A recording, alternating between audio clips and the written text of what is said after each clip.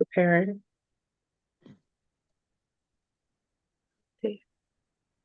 Okay, it's redirected.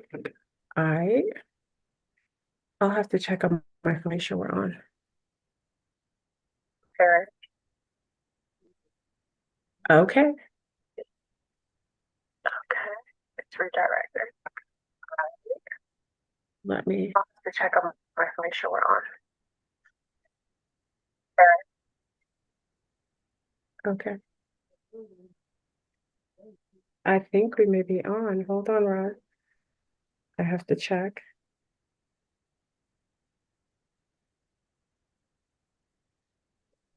I'm sorry, I'm not the best at technology, but once we get started, it'll rev up right up. Okay, let's see if I'm on. Yeah, wait, I think we're on. I have to check.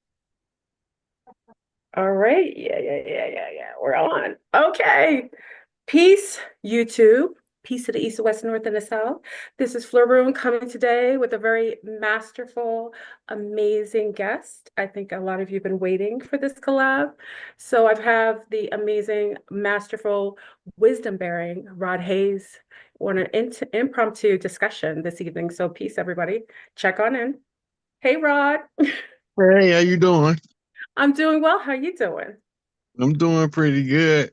Good, I'm just good, good. just happy to be here with you. Same likewise, same likewise. So, we kind of were in a vibration of, especially with this galactic parlay that's happening in the sky within the last month and a half. We've been having a lot of amazing contact, governmental inception as well. We want to add that in because they got to add their little 2 cents to everything that has to do with us.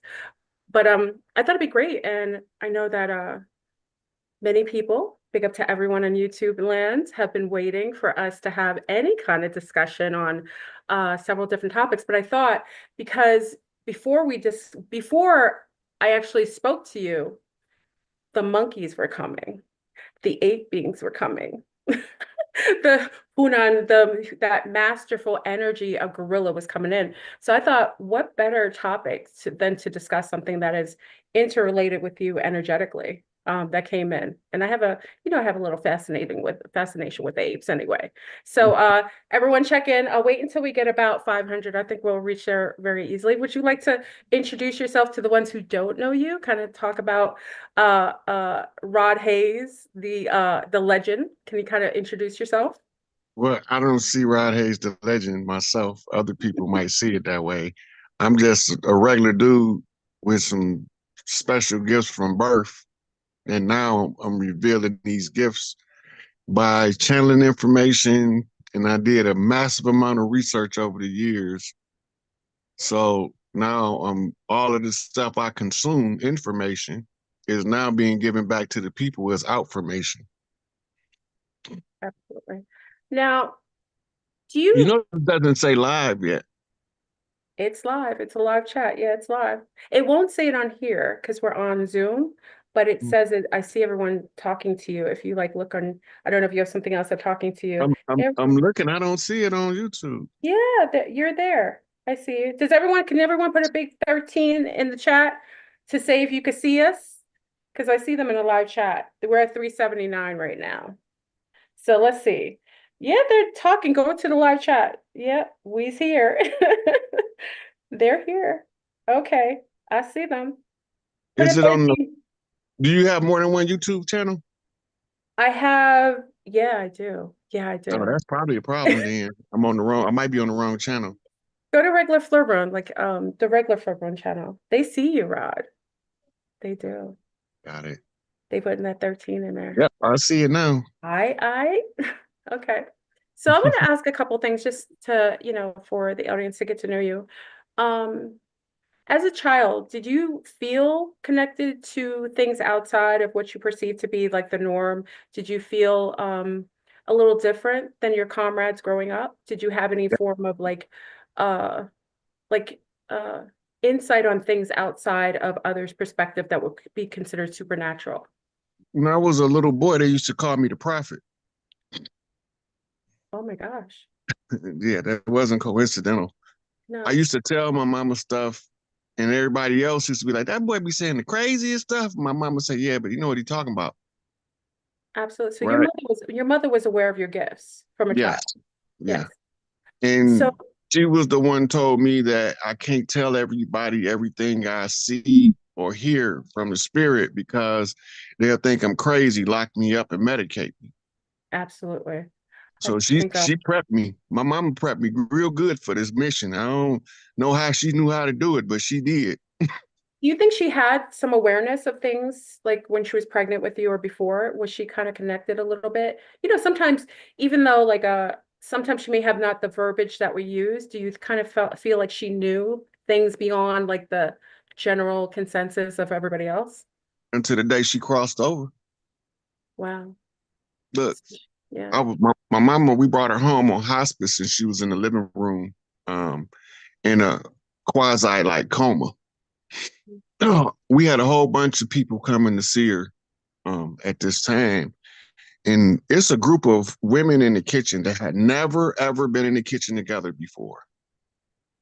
I'm watching the most amazing, it looked like they was doing a organized, synchronized cooking challenge. Nobody ain't talking. They listening to music. And I see us, one of the sisters reach back like this, another one pass her onion. I'm sitting on the couch. I'm like, how the hell do they know that she need onion? And then another one reach her hand out like this, and the girl in front of the cabinet reached the cabinet, give her the seasoning salt. And I'm like, how the hell does she know that she need the seasoning salt? Yeah. And then I'm watching what you call idiosyncrasies, little oddities that people doing, Yeah. and they acting like my mama, all of them Oh, in the kitchen. they channel And it. then the food tastes like my mama cooked it.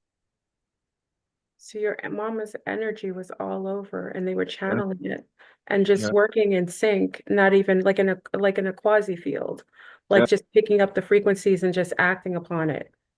yeah. It's so It's beautiful. like my mama had a piece of her in each one of the people in the kitchen in order to Mm. bring the meal together. Oh, I got chills. I got chills. That is so beautiful. Yeah. I And don't know when I that. first seen it, I didn't understand what I was looking at. Yeah, And then I started, just sitting there, scientific mind. I'm sitting here and I'm analyzing this. And I say, there's only one way all of these people can't talk about what they need and they can know what each other needs. Somebody's telling them, absolutely. Absolutely. right? Yeah. And that was my mitochondrial rabbit hole. The telepathy, like the Yeah, intrinsic telepathy was kind of like yeah, working the energy, and each person, each family member is funneling in that telepathy, like almost like a field, like picking it up and just acting upon it. That's yeah. magic. Like that's for you to witness that and to know or recognize it, that's literally you watching, like it's almost like quantum, that's like the quantum mechanics too. It's like the Mhm. your mom was funneling into the energy, they were picking it up and acting upon it without even knowing. My mama is a very excellent cook. Very can't too many people outcook my mama. Yeah. And the food, I mean, we got cousins, we got in-laws, that's married into the family. It's like 10 different females, and at least half of them had never met before. So there's no way they should have knew the ingredients the same to make my mama food. Absolutely. And this is when I knew that it was more to life than this physical realm on a more deeper understanding that something is going on here. I don't know what it is, but something going on. I'm gonna figure it out. And that's one Absolutely. thing my mom used to always tell me, oh, baby, you'll figure it out. You smart. And then I used to get mad and I'd be like, Mom, I ain't that damn smart. She, oh, you smarter than you think you is. She knew you. She knew you before you even knew yourself. Yep. Moms, we kind of know our children and the propensities from when they're babies. From her womb, she knew who Rod Hayes was. You know what I mean? So she knew your gifts, your challenges, and she could pick up on who you were going to be. Yeah. When I was born, and I recited this since I've been an adult back to my Aunt Alice, and she asked me, how did I know this? Yeah. When I was born, my mama called my Aunt Alice in the room and she said, get the baby out of here, because if you don't, they're going to kill him. I was born in Cook County Hospital in the west side of Chicago. Mm. And then Alice took me home with her. My mama, they poisoned my mama with bad blood. My mama O negative. They gave her something like AB positive hepatitis Mhm. infected blood or some crazy like that. So she ended up staying in the hospital almost 9 months. after I was born, and my Alice had me. My Alice called me Black Moses since I was Mm, little. She always called me Black yeah, Moses, yeah. right? And different aunties had different names for me, right? My Aunt Maggie used to call me the Seer, right? What did you say? The steer? The steer? The Seer, The the Seer. seer. The seer. Yeah, she said I see stuff. Well, when I'm looking at your eyes, because I don't get a chance to talk to you personally, so you can pick up certain things of people, and because I've been in contact with people who are mediums, people who are kind of like touching the quantum field, there's a special thing that shows up in people's eyes. It's almost like I don't know, it's like a river or an abyss, and you have it when I'm looking at you. Yeah, And that's called depth. yeah, literally depth. Yeah. And not everybody has it, but people who generally come from specific tribes or come from prophetic kind of backgrounds, they all have that eyes, and you have it. Yeah. I used to dream the future too. I used to tell my mama my dreams. So she told me, she said, and she didn't really talk a lot about being native, but she Mhm. would give us clues. Like she used to tell me, she was like, well, baby, in our culture, you call it a dream walker. Mm. Okay, there's certain I'm like, what tribes the that hell have is a that dream ability. walker? Yeah, and Yeah, she knew, she knew. yeah. And then one day I came home from school and I told her about some that we was African. She, you ain't no African. We No. don't know nobody from Africa. We ain't never been in no I Africa. love Where your you get mama that already. from? Like, yeah, I was like, I got it from school. And Yeah. then she used to do little subtle things to steer us away from that. Like one day I remember a key incident. They had this um house spray before they had um um those little room fresheners. We had the Indian head house spray. Oh, I remember those. Yeah, yeah, yeah, yeah. So she picked up the can one day. We were standing in Grand Rapids, and she pointed to the Indian head. She said, "See, that's what my daddy was like." So she knew. She But I knew. was only like maybe like 6 or 7 years old, so I don't Yeah. know what she's talking about, right? And then they have this butter. It's called Lando Lakes. That's my mom's favorite butter. Yeah. She Yeah, pointed to the lady because there used to be a lady sitting on the lake with the sun that's shining right. on her, and That's right. she's like, now my mama was like this. Oh my God. She told me. I didn't know what she was talking about. I'm like, shorty, I don't know what Yeah, she's talking about. yeah. But in retrospect, the early childhood, the parents is teaching you critical information in what they call an off the cuff statement. Most people let that stuff go, Mhm. right?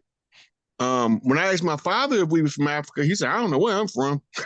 He didn't have you any know, connection. Yeah, yeah, but he knew his mama is native, so he knew. yeah. Well, And he used to tell us about his grandmama who was a native who had hair down to her ankles. that's right. That's That's right. a that's a status symbol in the tribes. It is. You don't They don't cut your, just let their hair grow down there like to their ankles like that unless you got a certain rank. that's right. Because And then hair is a frequency. It picks up frequencies. It's an antenna. Yeah. so my mama had this thing where she hated all the girls in the family to cut their hair because she felt like they was diminishing their rank. Mm, that's deep. And then like my sister cut her hair, my mama had a fit. And she didn't understand it. She still don't understand it because Yeah, she still see the world out of Western eyes. yeah. Well, You that's a know, social, yeah, that's a social conditioning that, they purposefully did, especially in the Americas to all the people. Because when I look at you, I come from the Caribbean, it's really the Caribe, and we kind of stayed stationed in South America and the Caribbean. But you look like when my girls, I show my girls you, and they said you look like Papa. You look like my dad and my dad's kin. So that's the Taino side. And mm, because we are cousins, because from North America, all of us interfaced with each other, married within each other's family shared a lot of things from Georgia, Alabama, Mississippi, all the way down into the Caribbean, Haiti, Cuba, islands. We all have, that's why we look similar, because we're all from the Americas. yeah, So, we had an awareness of who we were, and we had an awareness of who y'all were. That was never yeah. hidden in our culture. Yeah. I used to tell people, and they think I'm crazy or that I don't know what I'm talking about, but I used to say our big mamas on the mainland used to send the big mamas on the islands food stuff from the islands that they didn't grow. And they send us the stuff from the islands that we didn't. And that was a common practice It was. because they always sent delegations, right? It sent a delegation to Puerto Rico. Well, now it's Puerto Rico Yeah. and La Haiti, Hispaniola, which is Dominica, Haiti and Dominican yeah, Republic. Yeah. Cuba. So they was because they have different growing fruits and That's vegetables right. from the islands that's different from the mainland. The only common denominator from the bottom of South America to the North Pole is corn. That's true. That's true. Everybody Yeah. participated in the corn In the festivals. maize, maize. Yeah. Yeah. Different Yeah. kinds. Like the heirloom corn has the purple, some have the white, the purple, white, and the red. Not that geoengineered corn that is, what they Yeah. give to us here in the States. Yeah. Yeah. Yeah. So we used to have corn festivals in the Southwest. We had barbecue festivals all through from Louisiana to what's called Mm. Florida. What they call Juneteenth, that ain't got nothing to do with the emancipation of slaves. That's a big bald-faced lie. Yeah. Yeah. Juneteenth was the barbecue festival season. That's why it doesn't have a specific date because it took up the middle of June, the teen days. I Got didn't, nothing. I If know. you go back to the Yeah. stories say that somebody rode into Texas and told them that the slaves was free. The problem with that is there wasn't slavery in Texas at that time. That was Mexico. Mm, that's right. Ooh, your historical facts. Yes, exactly. So why? And then when they was taking our family farms and putting us in captivity on the family farms and rebranding them as plantation and took mama out of big mama house and call it the big house, we Mhm. wouldn't participate. We would leave. And everybody didn't go north. The majority of us went southwest. You're right. You're Now, right. if you go to, like, if somebody go to Google right now that's watching and they don't know what I'm talking about, all they got to do is type Afro-Mexican, That's right. That's right. right? We was already there, though, We because we were. Yeah. what we told our Aztec, Incas, and Mayans and Olmecs, them was the old Mississippians by another name. Go ahead, Same Rob. tribe. The biggest tribe on the land was the old Mississippians. This is the parent tribe to your 5 civilized tribes, your Washita nations, your Iroquois nations, your Hopi, your Cheyenne. All of Right. these different tribes are offshoots of the old Mississippi. That's the root tribe to the land, That's right. And we share blood. right? There's a blood type that's shared amongst those people as well. That Yeah. references that. That's fact. Yes. Okay, Yeah. now on the East Coast, we had ships that sailed back and forth between what we call now the motherland and the Americas. And Mhm. for blood diversification reasons, so we don't have birth defects, we intermarried with the royal families on that continent over here. This long before Columbus was even a gleam in his daddy eye. His daddy probably wasn't even born. And we was doing this. Matter of fact, his 7th great grandfather, twice removed, probably wasn't born, and we was doing this. In the BC Absolutely. period, we was sailing ships on the East Coast, making trade with Africa. The original Navy was the Mississippian Guard that guarded the Mississippi River in the Gulf. Mm, We don't know that because we think that we was just some savages because that's what they told us, and we have no capabilities of construction, but we got castles that they didn't converted into state buildings and prisons all over the land, yeah. And and also, and they all before Columbus. yeah, and the Moors had technology beyond anything that Europe had ever saw. A lot of that European technology came after they were exposed to the Moors, right? And the Moors Well, were the ones who that's who we've been fighting for the last 400 years, 500 years, absolutely, absolutely. because the And the they ones in separated. Europe, yeah, the ones that's in Europe, right? The ones that was in Europe that came from the Babylonian Empire. Now, Mm, they made converts out of some people called Khazars that's right. and some people that was called Sephardi. Yep.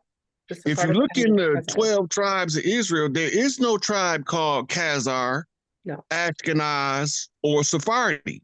They're Those are converts. converts. They're converts, yeah. Yeah. Right. Now, the For reason they tax use reasons, for them, political reasons, yeah. that's called the blood shield to conceal the actual power players behind the scenes. Hmm. That's where you get your term Rothschild from. Blood shield, the protectors of the Holy Grail lines. But the Holy Grail line is not Jewish. The Holy Grail line is the Earthborn, the Idama. Well, Jewish didn't exist. J didn't exist. There was no J. Right, Anything J-E, like Jesus, Jewish, it wasn't in the language at the time. That's further down the line. Yeah. right. And then they wasn't called Israelis either. No. That's the irony, Yeah. Yeah. right? Israel didn't exist until Yeah. It 1948. was So you Palestine. wasn't calling them Israelis. No. That was a colonized term created by the Rothschilds. Yes. Yeah. So Yeah. that was all Zionist propaganda for domination and global conquest. When they came over here, they had a standing order to not approach the Americas, and they violated it. And that's why Yep. they end up sending Columbus over here. Columbus didn't come over here looking for a new trade route. He was looking for a homeland for the exiles from the Spanish Inquisition and the French Mm, Revolution, right? So they getting kicked out of Europe in mass. They they got a stopover point in the north of Africa called Al Maghrib. Today we know it as Morocco, Morocco. Libya, Yeah. Tunis, right? All the way up to the border of what we call today modern Egypt. That's why they called America at one point the capital was Morocco because of that connection. Right, but really what they was talking about, they're not talking about Morocco. Morocco has not been a country but less than like 100 years, Yeah, it's new. right? So who was the ancient Moroccans if Morocco didn't exist in ancient times? If people don't like to talk about that, they get offended because they've been trapped in the dogmatic web of religion. But the reality of it is this was called the land of Tahuti. Europe and Asia was the land of Isis. Yes. Africa and part of southern India was called the Ethiop, or became later known as Ethiopia, which was the land of Prince Ea, commonly known as Enki. It was three major regions of the earth during the time of Atlantis.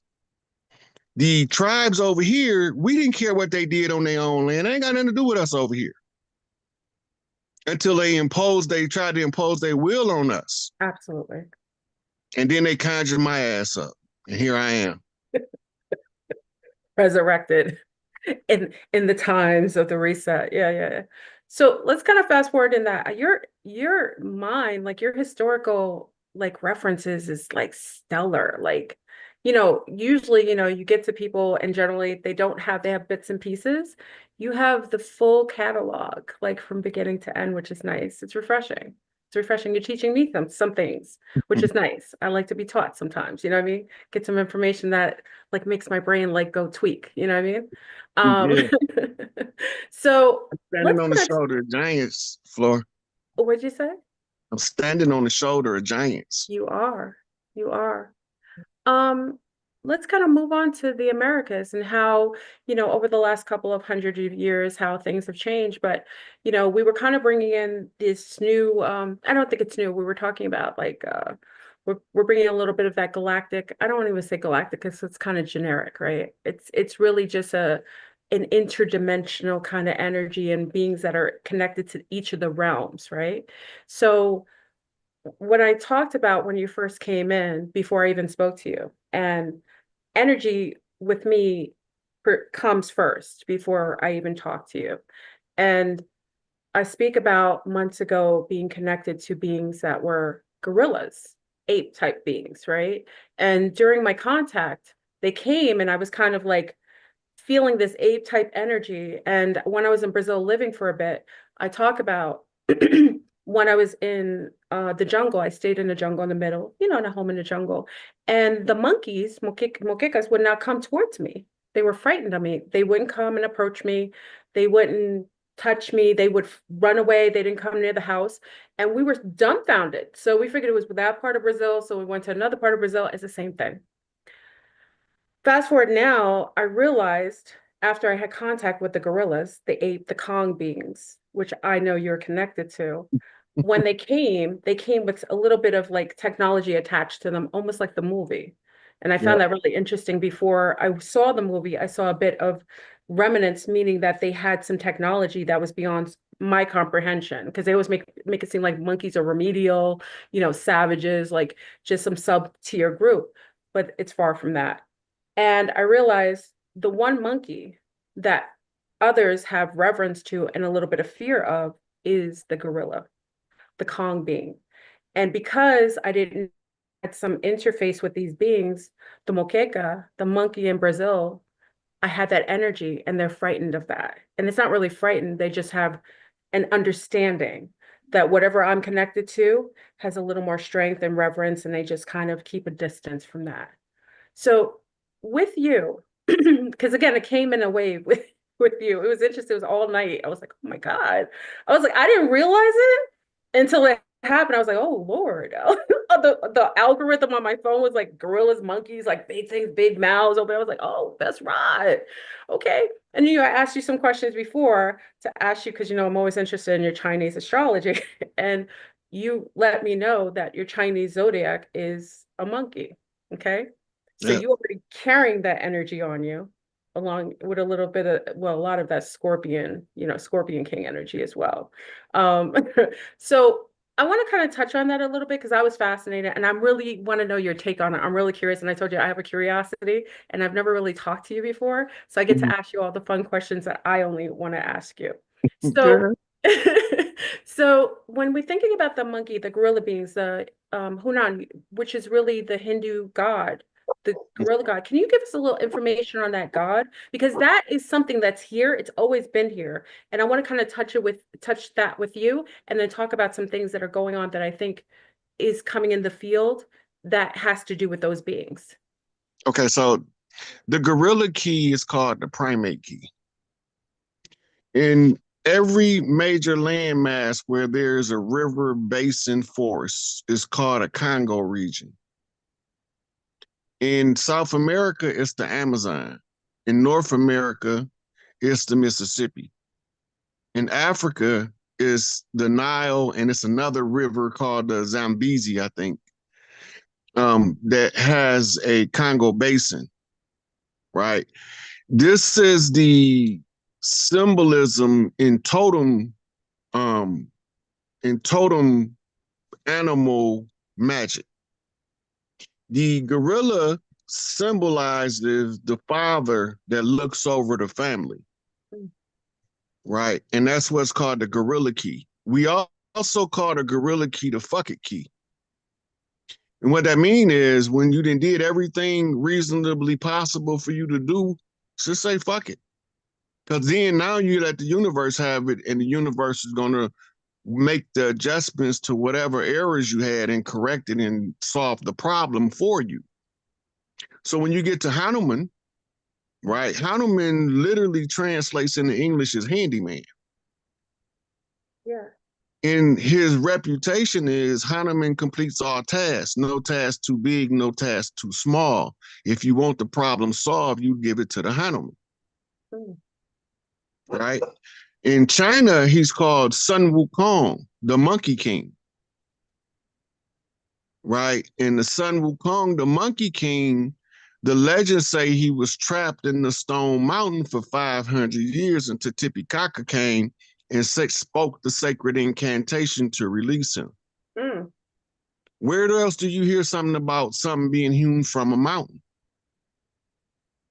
Book of Daniel. Mm-hmm.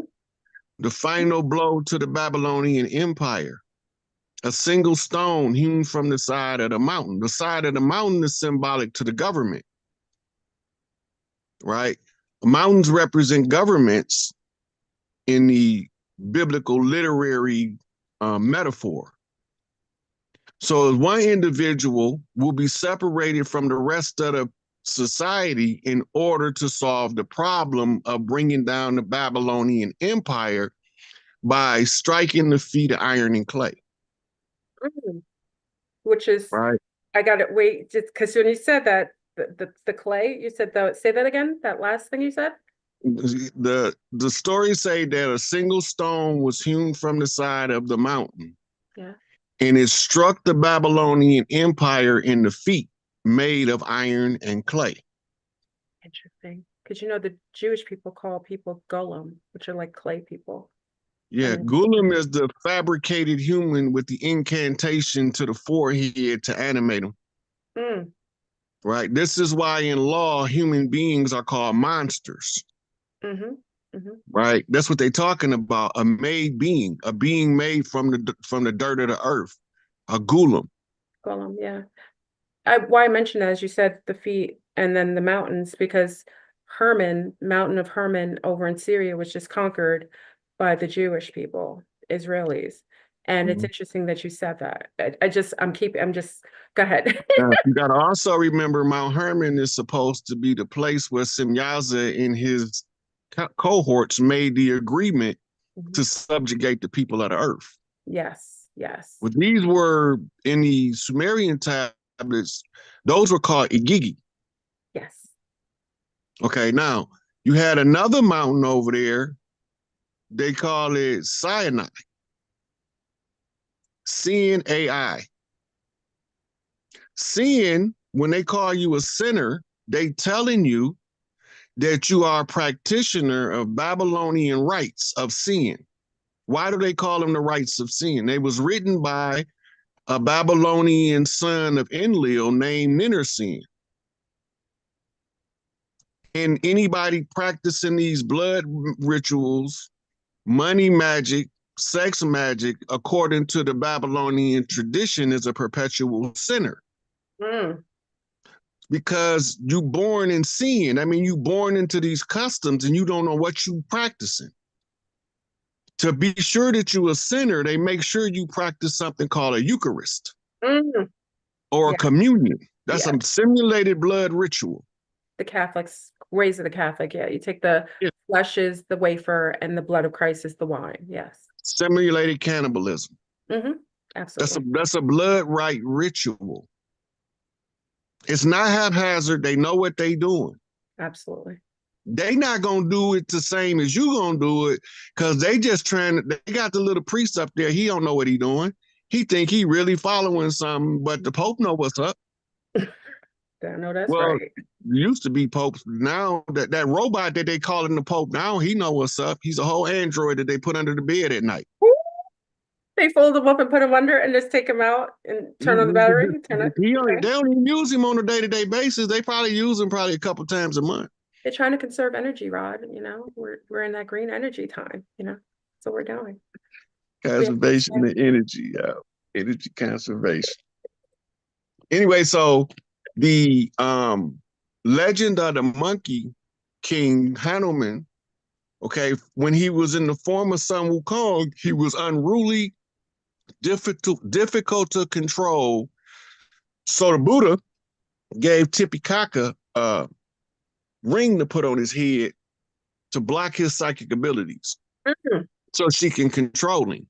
If she say a certain incantation, the ring crushes his head energetically and stops him from doing whatever he's doing. Hold. Is that the reason why people wear crowns, metal crowns? Is it a form of mind control programming? Is that why or Mm-mm. no? Okay, okay. Just go ahead. I'm sorry. The crown is that's a Babylonian symbol as well of rulership. Over here, we didn't use gold crowns. We used stuff Feather. related to nature Yeah, feather, pine cones, things of that nature. and animal skins. Yeah. Right. Horns. So the chiefs depend, what they were for identifiers depend on what was their tribal totem animal Mm-hmm. and what was the root tribe they was from. Like when you see Big Tookie, that big 6'4", 280-pound, all muscled with that big old afro, this is so his soldiers can see him on the battlefield. No matter where they at, they know where he at. And as long as they see him, they gonna fight to the bitter end. You can't stop one of them from fighting. Those are called Afro chiefs. right? That's an old Mississippian practice. Those were tribes that used to live in tree scaffoldings across the South. They chopped down all the trees to get them out of Yes, the my trees. grandmother actually meant she was 104 and she mentioned something about them people living in the trees and something about Mm-hmm. that's why some of the trees were burned down or they did milling at the time in that area specifically because of those people. She mentioned that Yeah. years ago when I was a little girl. Yeah. And then the ones that lived in the swamp, they wore animal skins, mainly the alligator. They came from in Egypt is known as the Sobek priests.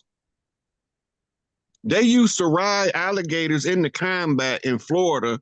That's why they started gator baiting the children to make the gators interested in the flavor of the people that they didn't eat. Oh, I know that's right. Woo. They even have old pictures of us. They didn't change and whitewash the imagery now, where these people that rode the alligators is pale faced. But that's not true. That was us. And the big mamas used to get the what they call the anointed oil from the alligator. It's the sacred elixir. It's a gold color oil, look like olive oil, to anoint the next chief. In spiritual practice, you know that you can use what's called a reasonable substitute when the actual thing is not available. They came over here as vampires, bloodsuckers, and cannibals. They still are. We was already here wearing wolves, so they called us werewolves. And they say we look like kin, but we not, so they called us lichens. Mm. God, Rod. So they tell us a story in the movies, and they called the movies the Twilight, where the ones that you see native turning into wolves, but the ones that came from Europe is all vampires. They telling you the story. They do. The natives were the wolves. Yes, yes. And the others And were the vampires. Yeah.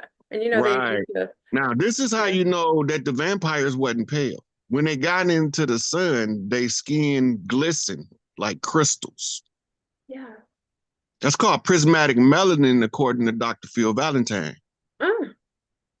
But they can trick you with cinema by whitewashing the characters so you don't even know what prismatic melanin is, so you will never make the correlation. Interesting. You see, a good example is Brother Kalai.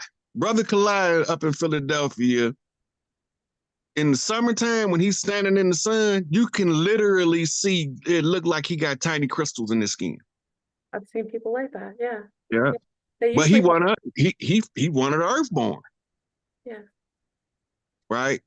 But a lot of the stuff we don't know about our history, and it's been told to us in a upside down, backwards fashion to confuse us as to who we are. So we will never exercise our birthright to reclaim and restore might, justice, balance, equilibrium back to the land, the people. In order to do this, you need a certain type of government.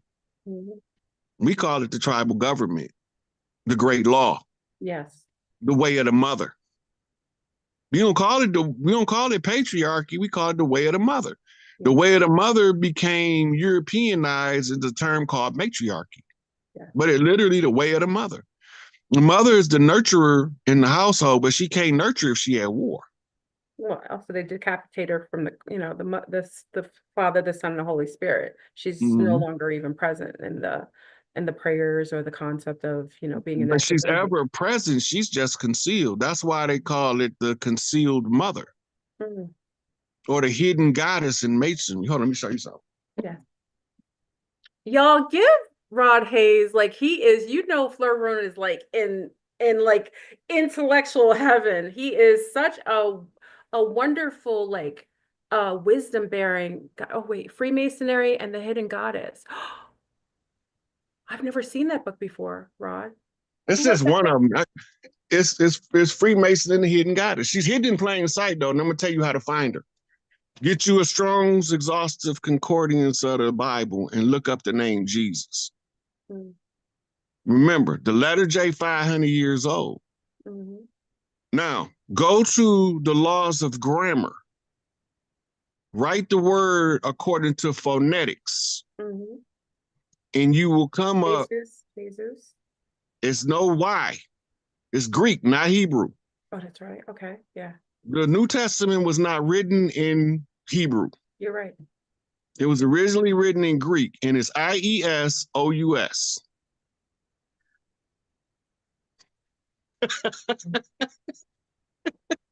Oh my God. Now What? look, unto us a child is given, unto us a son is born, and we shall call his name Emmanuel. How many times did they call him Emmanuel in the story? My mind is blown.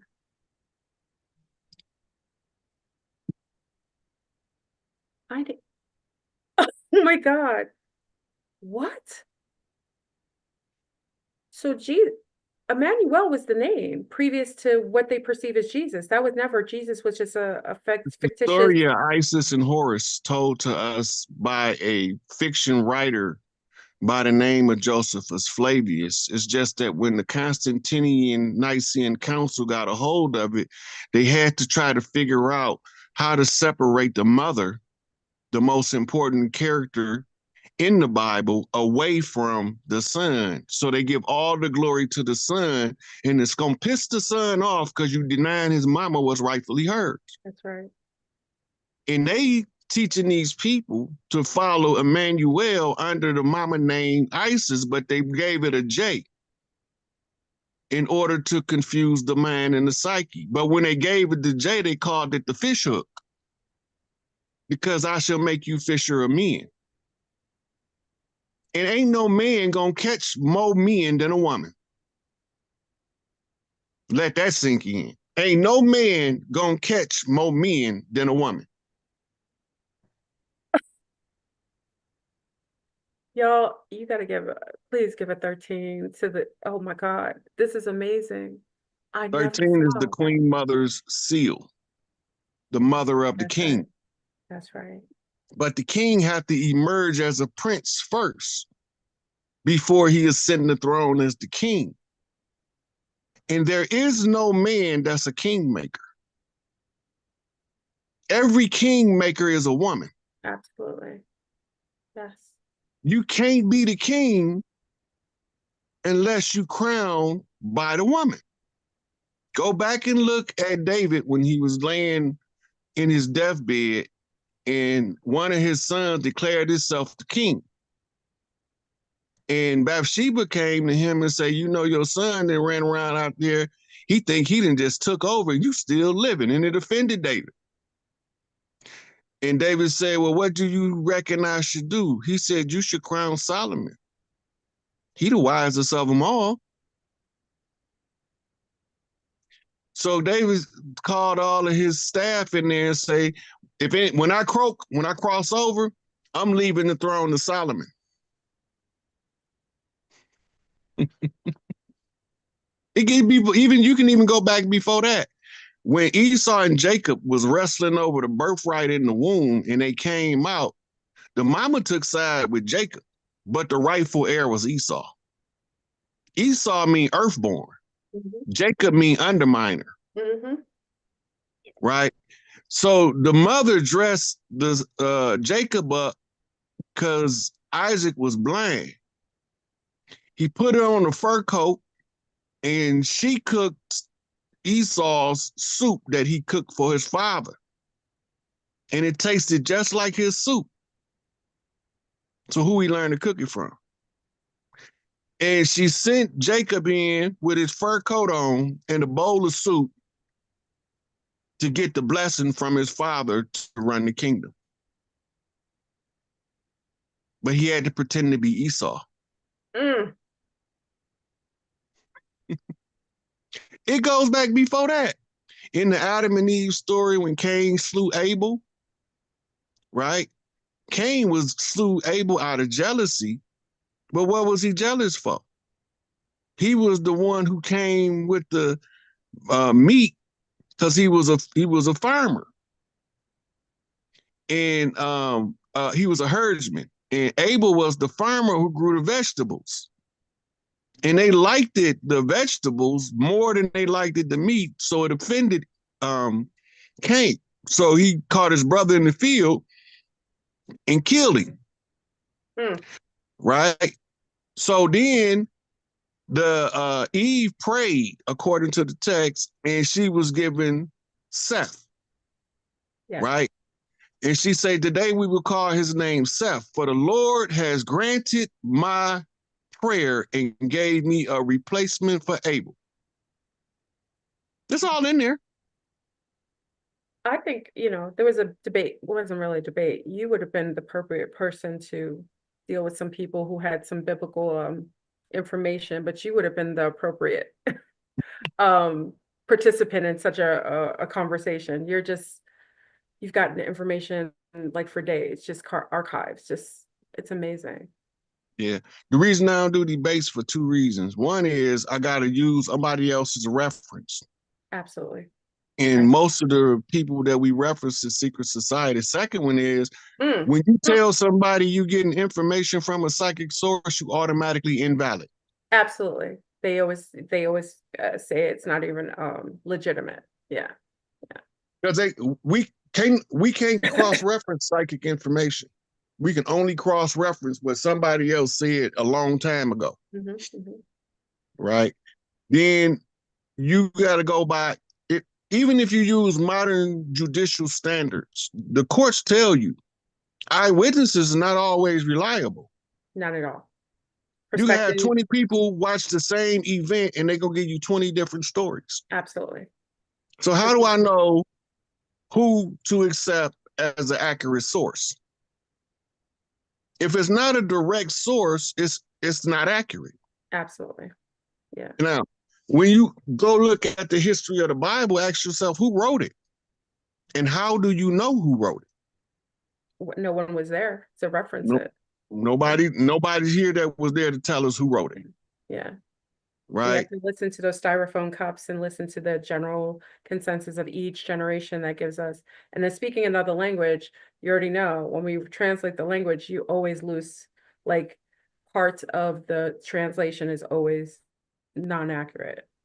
That goes to part of the grand deception of the biblical, Christianity was the first religion. It's only three religions, and they all monotheistic Judeo-Christian religions, and that's Christianity, Judaism, and Islam. And that's the order that they was presented to the public.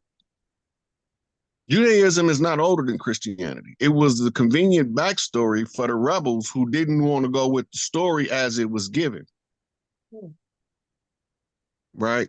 So if you go back to the time frame of the life of the so-called character they call Jesus, right? And they say he existed between 3 AD and 37 AD or something like that, right? Yeah. Okay, now, at that time, who was ruling in Egypt? Pharaoh? Cleopatra. You're right. You're right. Okay. Yes. Where's Cleopatra's tomb?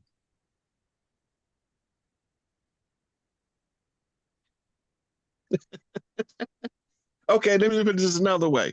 When the woman is in charge of the governments of Egypt, what was she called by the people of the land? I don't know. She was called by two terms. She was either referred to as Aset. Yes. Or Marie. Yes. In English, it would be Isis or Mary. Yes, because Mary Hail was Mary, Mother of God. Yes. How in the hell is you the mother of God and you ain't God? You can't birth something greater than you. Birth God if you're not a God yourself. Yeah. Only goddess can birth a God. Yes. Right.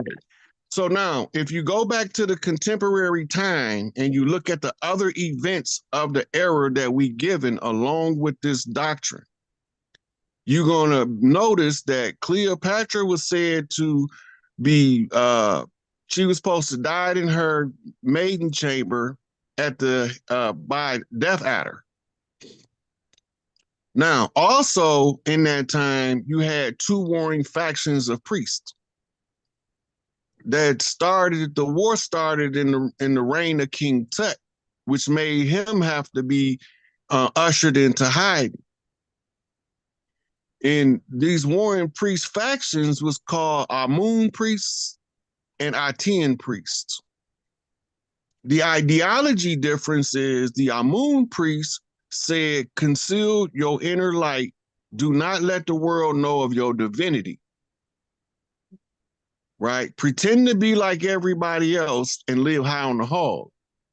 The Atian priest was like, no, if you got the God gene and you got the God power, shine your light into the world. Remember this parable about the candle under the basket? Yes. Yes. Right? And then he say, when these two eyes become one, and then you become the light of the world. Gerald Massey wrote the book Ancient Egypt, Light of the World. Yes. Yes. Okay, now when we looking at Cleopatra, they saying she died in her maiden chamber at the hands of the adder, but they don't have her tomb. They don't have her grave site. They don't know where she went. She disappeared from the face of the earth 3 days after she died. Do the Until math. you asked that question, I had no clue. I always thought it was there, but no, we have no reference to it ever. So Cleopatra is actually a confusion of terms. And it's if you look at it masonically, it literally says, see Leo, the panther. This makes you addicted to the cat. You become a cataholic. A cataholic is a Catholic. The Pope sits under the sacerdotal seat, but the sacerdotal seat is the seat of Vatica, the goddess, who was called Vatica in Greek, but she was called Auset in the Kemetic language. Yeah. Right? Jacob is the underminer. The Pope sits under her seat. Do the math. The math be mathing if you know if you know all of the equations. Y'all. Okay, now Cleopatra mysteriously disappeared. You go to Australia now, because in Australia there's a legend about a woman came from Egypt running from assassins across the Queen's land. The same imagery that they drew in their petroglyphs on their stones was a woman holding a baby that looked just like the Black Madonna and Child.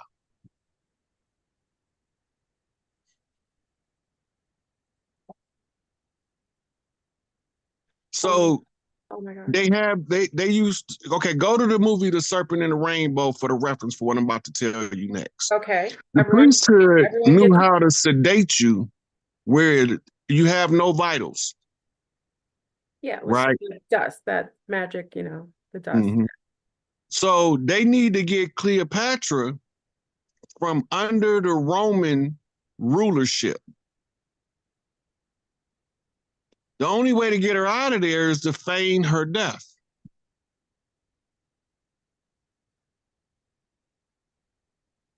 So you're saying Cleopatra faked her death and was relocated? Yeah. When she left Australia, she sailed to South America and they migrated all the way up into North America. The tribes was concealing them the whole way. This is your Sun Wukong's journey to the west. Nazca lines are eagle and the monkey, the phoenix and the monkey. How is Sun Wukong supposed to get to the west from India and Africa in the way?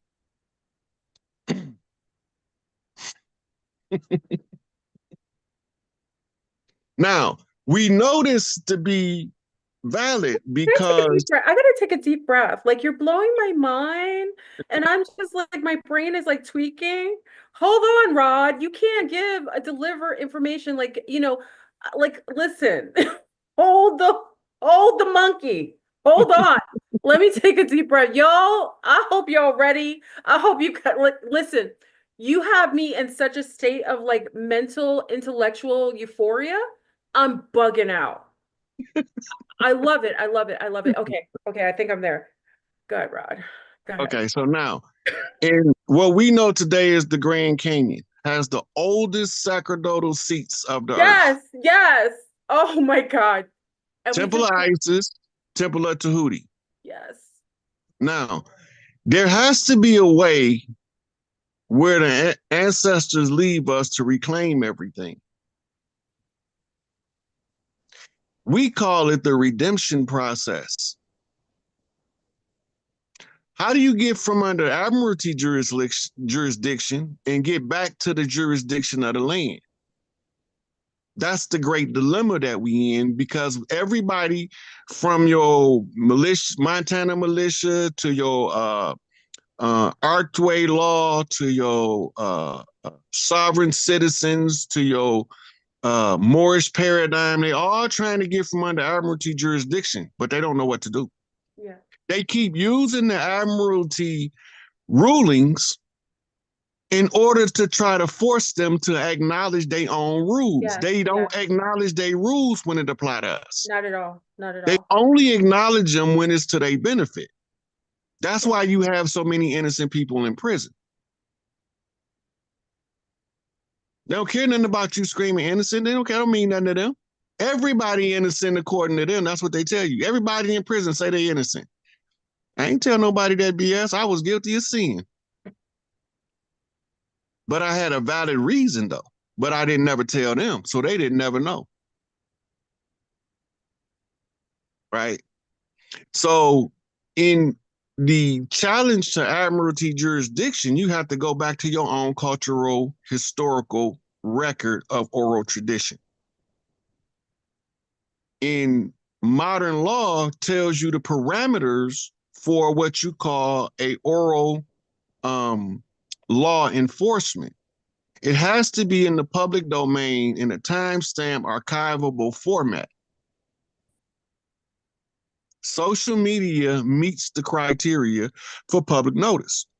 Sure. Sure. The next thing you have to know in your public notices is who did it? The Dirty Moors. Where they come from? Europe. They got exiled, kicked out, came over here. Under the who told them to come over here? It was the discovery doctrine of the Pope and the papal bulls of the several popes before that. Right? Okay, so now we know who did it and where they came from and who sent them. Why did they come over here? Because when they brought them to the earth, wherever the hell they came from, other dimension, other planet, other somewhere, they didn't have a home nowhere on the planet. No. Okay, now that brings about a question that any sane person would ask. Well, where the hell they come from and how did God create somebody that don't got a homeland? We had a homeland. They want our homeland. I have some theories to that, but you know.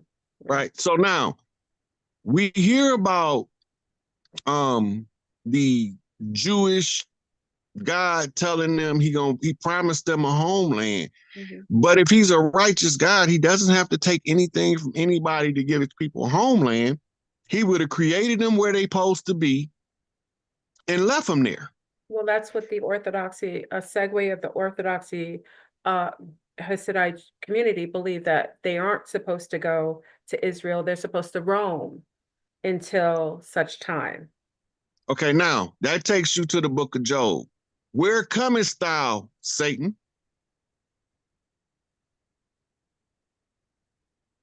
The sons of God came to prostrate before the Lord. And Satan came also among them. And the Lord said to Satan, where comest thou? And Satan said, from roaming to and forth, up and down, back and forth in the earth. Nomads. No homeland. Right? So if they don't got no homeland and Satan don't got no homeland and Satan is promising everything to the Christ from the hill, remember? And the Christ was like, how the hell you gonna promise me this? You can't give me nothing. My father gives me everything. Right? Remember? I do. And he would refuse to bow down before Satan. Well, who the hell is Satan? Who is Satan? So Satan is an Egyptian word. It's two words, and they've been the positioning of the words was changed for the purposes of translation. Absolutely. The letters EN means literally Lord. Mm-hmm. Lord Set is Satan, the one who slew his brother in order to take his throne. That's right. All that sound familiar. Them sibling rivalries from Cain and Abel to Jacob and Esau, to Set and Osiris to Enki and Enlil. The same story keep repeating. It's the same. It's zeitgeist. It's the same story over and over, repeating. It's the same thing. Yeah. Now it's seasoned like a good cooked meal with the culture of the local people. If the local people believe something, they will adapt that same storyline to fit their narrative and their culture. To fit their culture. Yeah, absolutely. Okay, now, understanding that, when you're looking at it from that lens, you start to see that we had a savior story over here. It's called Popol Vuh. But we didn't have no brother sibling rivalry over here. No, it wasn't a story in the lexicon of any of the natives here. No. Right, because now that they've been over here, they got something called, I think it's called the Panapi Bible or the Lenape Bible, where they said that they killed Jesus and they wasn't never even over there in the Middle East. Mm. They had to change the narrative because they said, so you people killed your God and you want us to follow your God after y'all killed him. We don't ascribe. No. But when the translators retranslated it, it said that the Lenape killed Jesus. Yeah. They'll just change it to fit the narrative of the culture and the land map, wherever they're living. And we have what you call modern paradigms to show us the historical repeat. Example, when they came over here and set up America, they set up what's called an interim government. It was a wartime interim government. The modern example is the Gulf War after 9/11, when they put Muhammad Karzai in power. That's the same thing they did to Adam Weishaupt, and they called his name George Washington. Okay. So the stories, they all scramble like eggs. It's like unscrambling the egg. It's almost impossible, but it's not. Right? Now, when you're looking at the understanding of a interim government, then you will realize why the police is an occupying foreign military power masquerading as serving and protecting the people of the land, when they charter and they instructions come from the Crown of England in London. Right. Yes. Sure.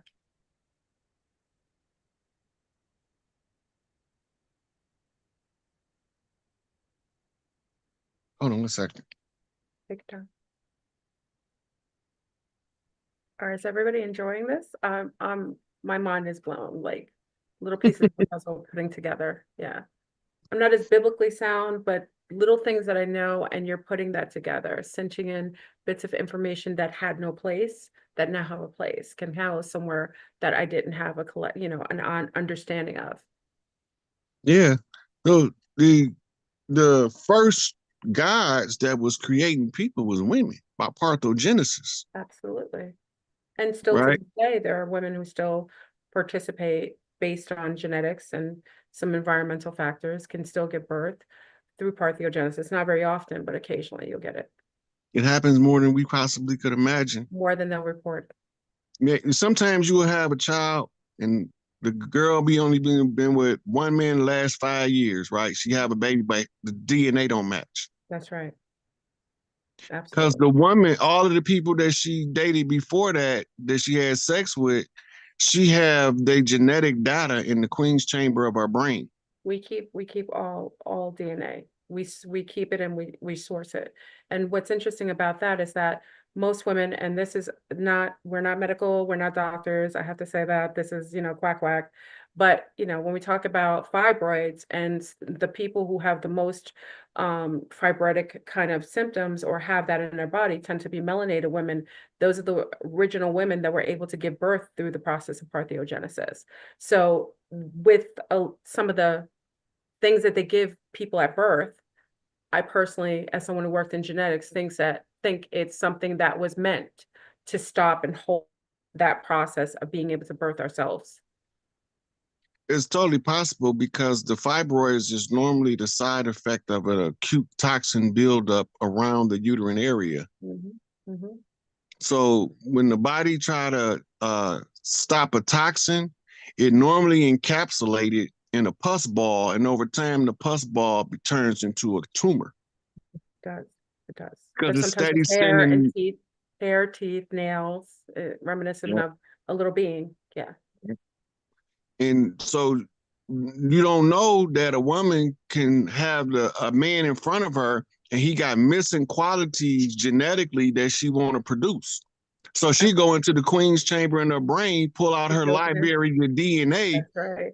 And use him as the outline, and then she fill in the template. She colors in the lines. Yeah. Yep, that's mitochondrial power at work.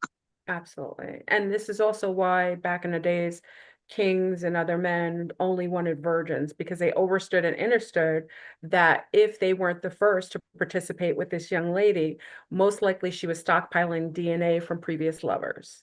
Yes. Yep. And that's why the virgin has been revered so greatly. Absolutely. Right. And most men don't want to take care of another man's child if he could have his own. Absolutely. And there's nothing wrong with that. And that's social engineering as well, because if you go to the gorilla clan, look at a tribe of gorillas, right? Mm-hmm. Silverback, he ain't the father of all of the children in the clan. No, he isn't. But he will give you the same amount of the business about one of the ones that ain't his as he give you about his. That is true. Right. Yeah. So this is why the gorilla totem is a powerful totem for an aspiring father to be associated with. Because he's going, if he accept that woman and she got babies, them his. That's right. Because he gonna give you the same amount of the business about the ones that he taking care of as the ones he produced. That's right. He's not gonna discriminate. He gonna F you up about all of them. That's right. Right. And that protective instinct is a father's instinct that matches the mama bear. Like, people don't understand that women have the ability to use the laws of nature to her advantage to protect her children. Right. When you look at the mama bear as the prime example of what I'm talking about, she can be 150, 200 pounds smaller than a big male bear. Mm-hmm. She can't beat him if she ain't got no babies. He'll run her away if she ain't got no babies. But if she got some babies, oh, she'll bring she's it to him. activating multiple laws of nature simultaneously. Her ferocity is unmatched. Yeah, absolutely. Absolutely. Right. And then she got him on the run. She'll run off a whole pack of wolves about her babies. She will. By herself. Mm-hmm. Right. That's the woman in Shakti mode, in Kali Ma mode, in Sekhmet mode. That's right. The goal is for a man to come into a woman's life that's in that mode and take her from Sekhmet to Bast, or to Isis, or to Venus, or to Oshun. Yeah. He don't want her to come in with that war energy, because now he at war in his own home. And he don't even know why. Because I don't know what your linguistic restrictions is, but she see you as a bitch ass nigga. And since she see you as a bitch ass nigga, she can't boss up or relax, create the feng I shui, agree. I agree. the heaven at home, because she don't know if somebody Yeah. come crawling in the window at night, do she got to go confront the enemy? Yes, exactly. The Because beta. his bitch ass might be behind the bed hiding. That's right. Or screaming, running. You've seen it like, All that. yeah, yeah, yeah. Now they make parodies out of it and they turn it into comedy so They it do. seems somewhat normal. Yeah, they're normalizing it. Men running away, running in front of the women, leaving the women vulnerable to whatever comes, to attack them. That's not, and under the matriarchy, it's zero tolerance for bitch assness in men. I'm with you on that. Yeah. That's not tolerated under matriarchy.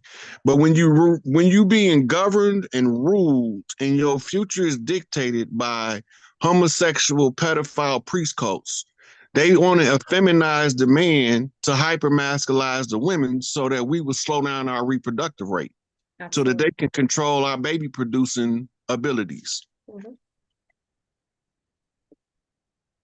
And they're doing well, it's really affecting many other, they thought it wouldn't affect the birth rates of others, but it's affecting, other people are having zero birth rate now We baby because of that. kids.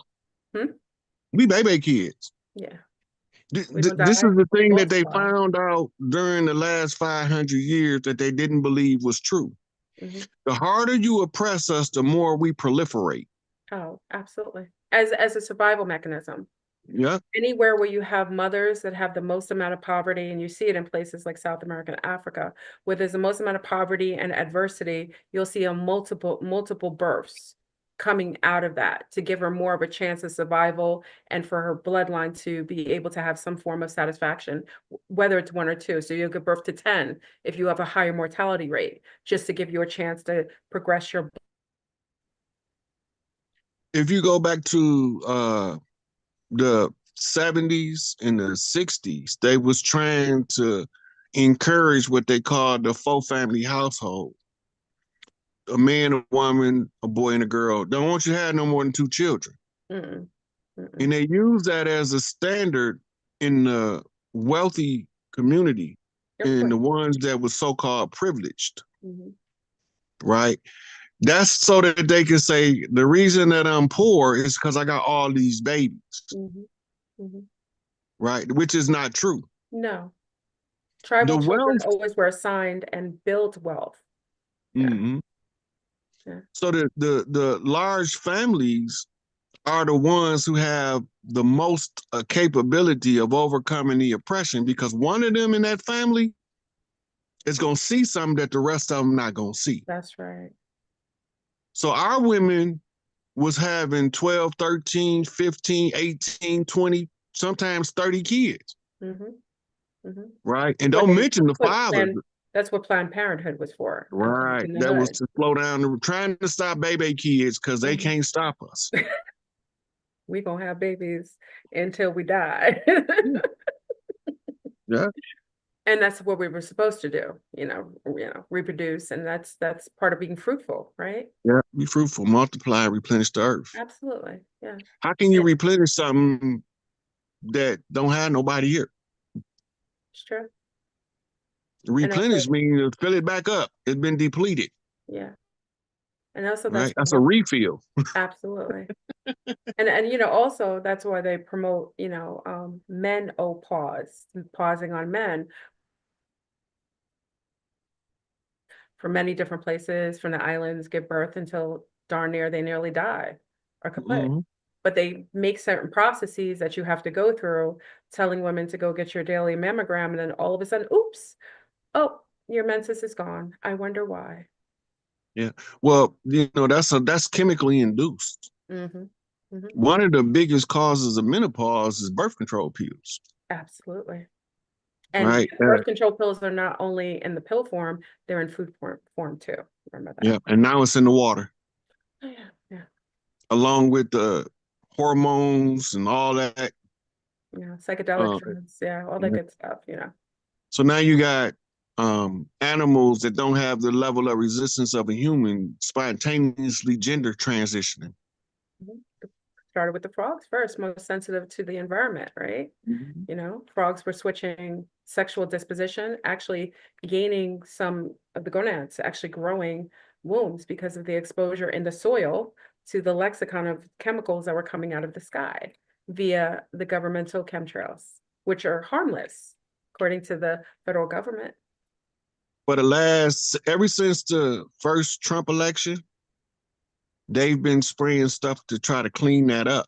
And this is why you have it looking like rocks falling out the sky. Mm, It's binding agents that bind to those chemicals to get them out mm. of the air.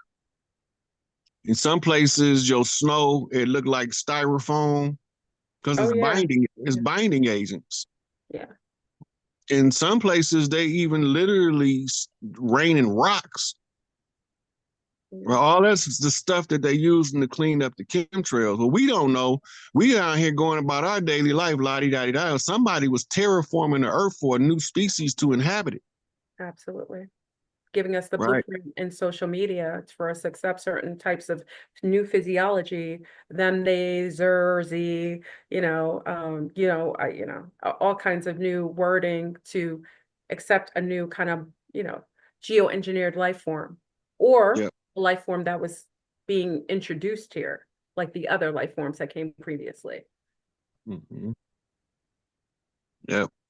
So when we looking at the totality of the picture and we come to now, what's taking place now, based on what historically has happened, they days is up. That's it for them. It's over. Now we seeing the rollout of the ones that's sending these orbs ahead of them before they get here. The government desensitizing the people with drones the size Absolutely. of SUVs. Absolutely. And you know this because Donald J came on and said they know exactly where they at. If they came out of a garage, the military can go They right in know that where they, garage. absolutely. They know where they came from. They know where they went. That's the drones, but that ain't the orbs. But you notice that they purposefully created a new term called UAP to take away Mm-hmm. the verbiage UFOs, which is classic. And they Mm-hmm. make sure they keep saying drones, but they don't tell you this these light ships. And some are diamond-esque type of macabre looking ships. They don't speak about that, and they don't tell you why there's plasma shooting at the orbs, shooting some of them down. I mean, not the orbs, shooting at the drones, shot a few of them down.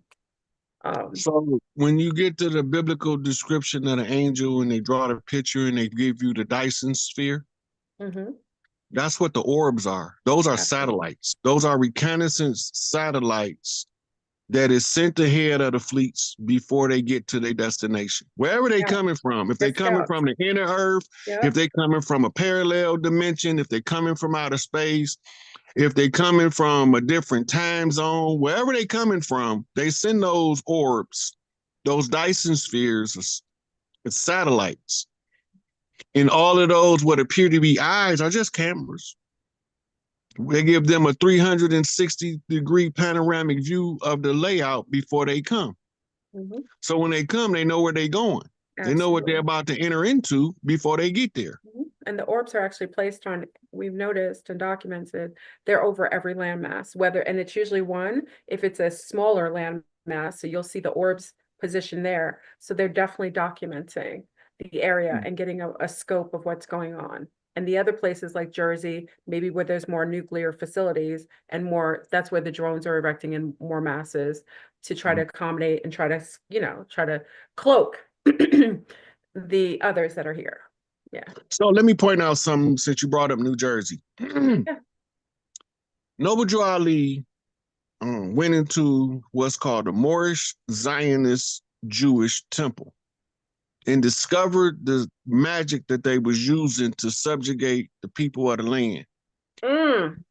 He came out of, this was in New Jersey, in Newark, New Jersey. He came out of the Moorish Zionist temple and established the Moorish Science Temple, right? Because it was a direct confrontation to the Moorish Zionist Jews, right? These Moorish Zionist Jews is niggas. which is Sephardic, just FYI. They usually sometimes they call themselves Sephardic. The Sephardi are the Spanish converts, Mhm. pale skinned Spanish converts. Mhm. The original more Zionist Jews was nappy head niggas, Mhm. right? And they live across the land in gated communities, and they talk about us like a dog, metaphorically speaking. Mhm. And they don't like us. And the only time we gonna see them is when it's time for them to send in what we call operatives to interfere with some progressive movement we have. That's right. And they start working side by side, looking like you, but they're not you. And they maybe their famous thing is kill Whitey, but we don't know he Whitey until we read Black's Law Fifth Edition, meaning a free white person in law. It mean a Moor. Mm. So when you read Secret Relation Between Blacks and Jews, printed by the Nation of Islam research team, you will realize some of the places where these Jews is wasn't no pale faces into the 1900s. Nope. They were all brown. Then, gotta show you another one. Yeah.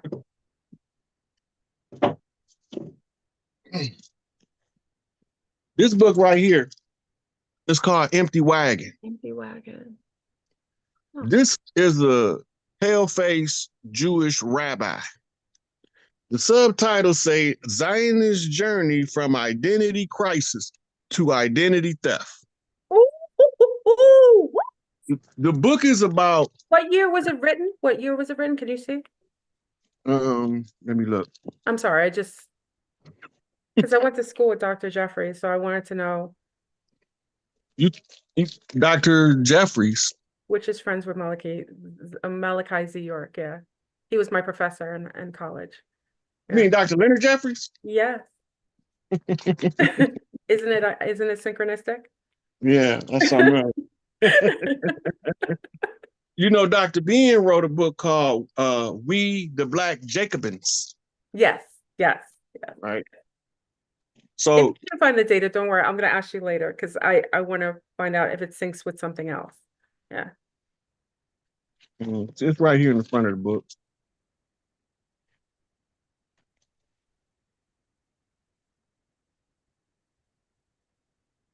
(2020), 2018, 2020 was the revised. Okay.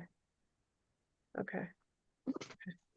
Anyway, so when you see in New Jersey being the first place where these drones are sighted. Hold on, before you go on, if we're going to reference something that some people got to remember is that in one of the old movies, it was Twilight Zone, or was it The Outer Limits? It was Twilight Zone. It's called To Serve Man. The first place they show in the movie is New Jersey, Newark, New Jersey. And just another reference, there's a gentleman I knew who was the father of my friend who saw their first UFO over Newark, New Jersey, and a giant hiding behind a window, behind a building. So Newark, New Jersey is a hub for something else. Yeah. Definitely. So the connection to Newark is the side of Shakur. Mm. That's why she in exile. Go. Okay. Wait. Okay, so Yeah, New you got me Jersey, excited here. Okay. Yeah. okay, she's the queen of New Jersey. That's her territory. That's her land. Oh. So she's in exile. So Yes. they running amok and disregarding her as if she's irrelevant to the land. She won with the land. She from the land. That's right. Right. So we all screaming hands off Assata. So the first thing I want to tell Trump, tell that governor to give her a full pardon. Well, remember Trump also, and I don't know if you remember, because we know that she was last seen, obviously she had extradition, she had political asylum in Cuba. From what I understand, and she's been relocated somewhere else with the protection of perhaps Russia. But what I'm concerned with is that when Trump came back into power in 2016, I don't know which Trump, his first thing was to put a bounty on her head again. I don't know if you remember that. Yeah, well, that was to bring attention to Benghazi. Okay, okay. Right. Now, when you go look at the images of Benghazi and you want to know where Tupac is, then go look at the images and come back and we had this discussion Oh, again. oh, okay. Oh. They so you got this brother with these Arabs shooting up the embassy in Benghazi. They can't tell you that they know Tupac ain't dead. Mm. No, that's That changes the whole liberation dynamic of our people if we see that they know Tupac is alive, right? They asked Puffy about it since he been locked up. They say, Puffy, we heard you put $1 million bounty on Tupac head. He said, Tupac ain't dead. right. And they was like, what? Where he Oh, at? we heard it from before. So, and also there were Yeah. sightings of him. So we presumed that most likely he did one of those, no sight, no sight, no So see. in the art of war, when the ruler or the general is believed to have an assassination order, it's also in the guerrilla warfare of Mao Zedong, who faked his death at least 6 times. Mm. That if, in order to throw off the strategic value of the opposing force, you feign the death of the strategist, and now they can't adjust for him as a strategist. So they can't make a contingency in the warfare for this particular general. It's like having Hannibal, but you don't know he's still alive. I understand. Yeah. You're chasing a Right. ghost. Yeah. Yeah. And then she said chasing the ghost, and the irony of it is he got a song called Ghost. Do you believe in ghosts? Real live black ghosts? See that? It's all in the lexicon. It's all in the lexicon. Right. Pre-scripted. Yeah. Tupac is the Tupac Amaru reincarnate. He inherits the war of Tupac Amaru. Whoever he was Mm. fighting as Tupac Amaru, as a Mississippian from the Panther Totem Clan, Mm-hmm. when he's born, because of his genetic rank, he inherits The the war. war that was given to Tupac Amaru. Mm-hmm. Mm-hmm. Just because they kill one of us don't mean we're not going to send somebody into the future to come back That's on our right. behalf. That's right. Just like I inherited the war Chief Pontiac against the French, Mm-hmm. Mm-hmm. right? And just like Divine Insight inherited the Haitian Revolutionary War of Toussaint Louverture. Mm-hmm. Mm-hmm. We don't want this shit. That's right. We don't want it. Mm-hmm. But we got to fight the war if we want to be free. Well, So what we don't want work. We want to be do we want to be free, or do we want to be slaves? Do we want to be go along to get along slaves, or do we want to fight for freedom? well, my concept is we're living in a simulation, so you're always going to get a character to match what's necessary. It's always a program, so you gotta get someone in. If one's taken out, that same character in another form has to come in to complete the mission. That's just my Right. on it. Yeah. Now, they thought that when they froze Tookie, because they didn't execute him, they put him in cryostasis. Mm-hmm. Mm-hmm. I could see that. And then because he was what you call persona non grata in the war. You're not supposed to take out one of the big three chiefs. Most of us on the land right now don't know who the big three chiefs was. They're not, but they can isolate them, they can encapsulate them, but they're not allowed to kill them. It's part Right. of their agreements. Yeah. So when they gave him the death penalty, instead of putting him to death, they narcotized him. Yeah. And then they put him in cryostasis. I could see that. Yeah. Now, they thawed him out, I think in 2020 or 2021, they thawed him out. Because he had been frozen for so long, he was classified as dead. Mm. You can't kill him twice. He walking around between two places, Area 51 and Raven Rock, Colorado, in the underground bunker. That's why they probably flooded out Area 51 not too long ago. Yeah. That's where he came. That's where they had him stored at when he was frozen. Mm. Right? Now that he thawed out, you gonna know because he gonna come to you, and I'm gonna tell you how you gonna know it's him. look for the lightning bolts and the walking lightning because that's his signature. Okay. Okay. When he come to you, he's a gorilla chief, so he So, he okay. So he I can might be a track. whole gorilla come to you in the psychic connection as walking lightning gorilla. Well, I figure maybe I've been prepped with you and the others previously. Yeah. Okay, now the other two chiefs, you got the Tuki is 44 blue. 44 blue. 44 blue. 44 being angel. Yes. Yeah. Okay. What we know is Chief Malik Jeff Ford, Angel Bay is 44 red. He's the one supposed to be out here kicking these in their ass. Mm-hmm. His tribe was busted up by COINTELPRO. Mm. Before he was able to realize the totality of his mission, they had to get him where they can put him under and make him a bond servant. They can put him under their jurisdictional authority. And I'm sure they found out who he was and whatever his mission They was. knew who he was from birth.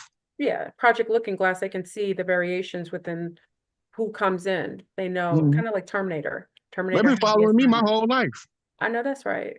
I know. I've been knowing they following me because I done had times where I be walking down the street 3 a.m. in the middle of the night in Chicago and don't nobody know me in this area. And then I feel like somebody watching me. Who the hell is this watching me? Right. And I'm looking around and I don't see nobody, but I know they there. They are. They I can are. feel it. Yeah. It's a book called The Sense of Being Stared At. You can feel Yeah. the dagger of sight on someone, whether they're cloaking themselves, putting in invisibility. They watch certain people, and I know, I know the legitimacy of someone by the attacks they get. Because Yeah. I'm the queen of attacks on YouTube. I love the attention. Let me give a shout out to YouTube for being the biggest hater. I mean, they attack me for nothing. I could say the word clone, I get attacked. But usually by default, because one can recognize real by the amount of attention and also attack and the types of attack. So when they try to take away from people looking at someone who can give them value and just lead them like a Moses into an awareness, they'll attack them personally. Welcome to the world of social media. Okay. And that's also part of the verification of your mission. If you don't have no opposition, Oh, you're not worthy of you're not doing something right. It's true. It's true. But Yeah. but when they coming at your head like they came for you, like they came for me, Yeah. and a whole lot of others, you doing something right because they want you to stop doing it at all costs, and they going to pull out all the stops to shut you up. Right. That's right. Yeah. They can't figure out because I know they MO. So I was able to systematically use social media and don't form in congregated groups. Listen, you don't have to. Yes, I know. Because I what know they'll they, do is they'll I send. know they MO, I know they pattern, I know how they operate, and I've been staying just outside of they operating procedure, they SOP, Mhm. right? So I already know how they move. So I'm moving right on about their way. I'm gonna keep doing what I'm doing because we about to take this SOB over, and ain't nothing they can do about it. Well, now that there's targets on everybody's back who was trying to cause any sort of like ripple, because that's just basically going to ripple back into their direction. If you didn't take us out already, you're gonna have a problem.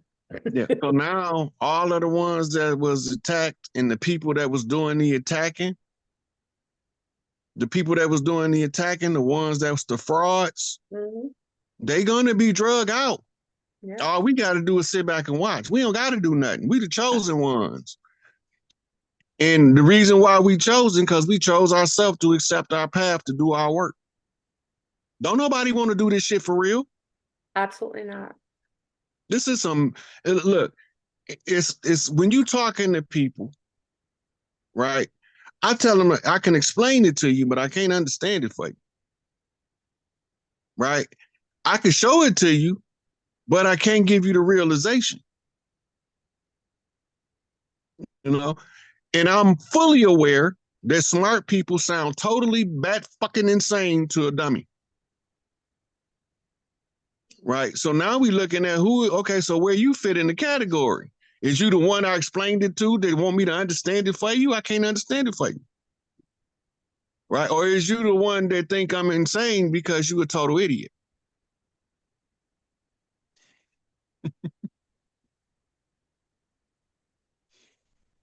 Yeah.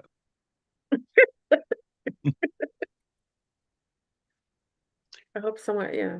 Did you all receive? Okay.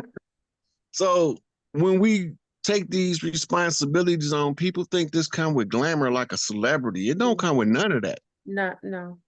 It This comes is with a the lot of it comes with a lot of paranoia, a lot of trying to evade things, trying to, relegate your life around certain types of, what you perceive challenges or attacks. yeah, like you might be looking at somebody pointing a gun at you, and you tell somebody next to you, he pointing a gun at me. You know, why you think somebody? You always think somebody trying to do something to you. Exactly. I'm looking at Exactly. him pointing his gun at me. No, you They have just no concept. paranoid. I'm not paranoid. I know what I'm looking at. Yeah. And it's the same as someone who sees a craft and one who doesn't. If your perception Mhm. of reality is higher at a certain grade or hierarchy, and someone doesn't see it, they will think that you're insane for seeing something that they're unable to see. Or if they're gonna come up with a cognitively dissonant Oh, response. explanation to Yeah. try to explain it away because they It's your can't explain it. contacts. Your contacts are dirty. You fell asleep. You were partying last night. You were drinking something. So now your contacts are foggy. That's why you're seeing the glitz and glitter in the sky. And even, or, you're suffering from like, depression. You broke up with your boyfriend and now you just, delirious. One or the other. Yeah. That's what Prince say. Let's go crazy. Let's get wild. He had a song called Delirious too. That's right. That's right. And Prince he was, wasn't just talking. well, Prince did, I personally think he didn't transition because he was doing telepathic messages years ago, but later on there was someone He got a connected. secondary mansion higher up in the woods in Minnesota, and he ain't coming out to this over with. Woo! I know that's right. And he Michael said some Jackson people. got Michael Jackson originally he had out in the Philippines, and then he bought a mansion in I think it was Montana in the woods. And then Amen. they tried to send some investigators in there, and his security, he had like a military style security or private military. Yeah. And they told him, you're not getting in. And the feds were like, oh, we coming in. And they was like, okay. And they looked up and there was soldiers everywhere. They was like, you know what? We're going to take a rain check on that because we remember Want Ruby a problem? Ridge. Yeah. We remember Ruby Ridge, and they was not as armed as you guys. So Mm, they don't want, they know what's going on. they do. They do. They And they know what's gave us going on. enough. They never, and also they gave us the tools and a lot of the information via their albums, especially the last ones. So if you listen to the last albums with the Rainbow Children, with Prince's last album, he gives a lot of messages, subliminal messages that he gave us to be able to maneuver through these times. Same with Michael Jackson. So big up to Prince, formerly known as Prince, and Michael Jackson. We can't play his I'm songs saying because they don't they really blocked care us. about us. Dude, you know that's Mississippian culture to put codes in music, to tell messages in music. I love it. I love it. It's the Tupac best got form. a song called White Man's World. And he say, they tell me it's the white man I should fear. But it's my own kind doing all the killing here. Hello. It's the He blackface. telling you right there, they look like us, but they not us. I agree. I And agree. if anybody didn't get it, to DMX came right behind him and said they don't know who we be. But that don't mean we don't know each other. Yeah. Like But I don't know ODB is Chief that's why Crazy Horse. that's why they lump us all together, and people don't realize it's purposefully done so they can get the agents in there and they can place them strategically around you. They'll sound like you, drink like you. One thing I know, this is what I found out, is because a lot of them aren't rhythmic. That's another something I found out. They're not rhythmic because they're not connected to this terrain. So a lot of them are just not harmonic. So they'll do things that's off, like things that are not, like you'll look at them, it's like the movement will be off, the way they drink is to be off, the way that they say things or think is off. It's not harmonic. So, because I don't know if they're geoengineered, they could be cloned, they could be syntheticas, or they could just be part of that that non-harmonic clan that doesn't come from here. So, the ones that, like, I got a friend living in Grand Rapids right now named Fadia. Fadia is from the Mindi tribe in Africa. Mm. When I was locked up, like, I know all of the guys that's around me is from here. I can tell by, the energy, meaning, everything. Fadia come walking out the building because they wanted me to meet him. As soon as he came out, I said, "Who that nigga? He ain't one of us." You could The feel it. whole yard stopped and looked at me like, "How you know he ain't from over here?" You I could said, feel "That it. nigga not from America. I don't know where he from, but he ain't Yeah, from here." yeah, So they called him over there. He sat down at the table. We started talking. I said, "Man, where you from? You ain't one of us. You ain't from over here." He yeah, said, "No, I'm from Africa." yeah. I said, "You don't talk like no African." He said, "That's because I was raised over here, but my mom and my daddy's from Africa. I'm Mindy from Africa, from Sierra Leone." Yeah. I'm sitting there looking at him like, they just shocked that off sight I knew he wasn't one of us. Well, you could pick up on the frequency and the vibration's totally different. Yeah. And he Yeah, kind of turned out to be one of my best friends too. good. Yeah. But But it's good and to we talked recognize, a lot because he yeah. was curious about how I was able to tell that he wasn't from over here. Hmm. Because I was the first person that had said it to him. I said, "Man, I know my people wherever I see them at, and I know who ain't one of us." It's true. It's true. Right? Not everybody, well, they could, maybe they don't say it, but some people may be muted and can't necessarily register it. But if you're with a certain state of awareness, you'll always know when people outside, even if they look like you know they're not connected to you genetically. And I always say to brown people who are suffering from Stockholm syndrome of thinking all brown people are them, I say, does a German think he's a Dutchman? Does a Dutchman think he's a Frenchman? Does a Frenchman think he's from England? Does an Englishman think he's from Norway? No, they're very different. They have different, even if they look alike, they have different genetic coding, different imprints, different vibrations, different cultural bases. The only people that they lump together as brown people, and that's purposefully done so that we keep people in our mix that are our enemies, and that we're never able to really register when an enemy's close to us because they always make them look like us. I always tell people on line, the biggest and most baddest wolves in my life have always been women of color who look like me. They don't send other women to attack me. They'll only send women that look and have more of a similar phenotype so that I'll be sublimed with being able to register if they're my enemy or not. Yeah. And occasionally they throw one in that looking like a man. She looking like a man. But anyway, somebody put in the comments, all kinfolk ain't skinfolk. All skinfolk ain't kinfolk. Our ancestors was telling us that for a reason. Yeah, yeah. That's not just a catchphrase. No, no. Because the George Washington challenge said at the end of 200 years, we not going to know them from us and us from them. What side of the water we from and what side of the water they from. Absolutely. That's why it's good to Right? know vibration. Vibration, your kin, your vibratory family is your kin. You have to recognize that. And if you aren't able to do it because you're not harmonic enough, you're doing, if you always have disharmony around you, it's going to be hard to recognize an enemy because you're going to be used to that disharmony. So it's always good to have, even if it's one or two people, you don't need to have a posse of people. You just have to have one or two people that are kin But we energetically. culturally, we love to be around each other We culturally. do, we do, we do. But when this war was waged against us, it made us hate us. Hmm. Yeah, And as Bobby Hemming would say, niggas and flies, niggas and flies. Flies eat shit, niggas tell lies. The more I'm around niggas, the more I like flies. But this goes back to um, what's really going on in America that most people can't see with the naked eye. You got two groups of melanated beings fighting for America. The ones that's from here and the ones that ain't from here. that's right. If you All of notice, these oh yeah, high-ranking pink folks is aware of the conflict, so they exactly. try to steer clear using racism as they shield It's a to keep cloak.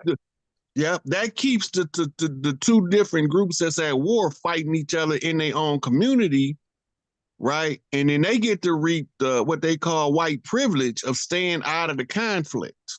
Yeah, But white privilege don't answer for poor white trash. Oh no, White privilege don't answer for trailer park trash. there's no such thing as white privilege. That's just a That's concept. right. But see, Yeah. that's the ideology used to make us think that we at war with pale faces. Hmm. But the white man is not pale skinned. No, no, it's bait and switch. Right. But they Yes. used to use the pale skins to block the institutions: economics, education, entertainment, labor, law, politics, religion, and war, Mm. and health, and to dominate us in sex. So by them using that carrot on the stick, we always thinking we fighting pale faces, but it's this nappy head, It's the brown devils. It's the black extra devils. dark, yep, black Yeah. devil standing here telling me, if I was you, I wouldn't let him talk to you like that. You Hmm. should shoot him. Hmm. Hmm. Why should I shoot him when I can just beat his ass? Yeah. And then walk away and just Yeah, and then you if know he what I don't mean? like it, we could fight tomorrow and the next day and the next day. That's how the tribes are. Yeah. The warring tribes, we used to box each other. That was how we established our hierarchy amongst our peers, Hmm. by being able to box. They My call ex, it knocking. yeah, because my ex from the Bronx, they used to do body. First time I seen it, when you watch males in their true primal state, you'd be like, Mhm. oh, and they just punch it and they friends. It's like body, and you just have to stay there and grunt. And that was part of just like almost like a call to like Initiation. guerrilla. Yeah, yeah. So, Yep. and I seen that. There was no fighting, nobody's mad. They drink at 40s afterwards, so everybody's cool. I But grew up body punching. mhm.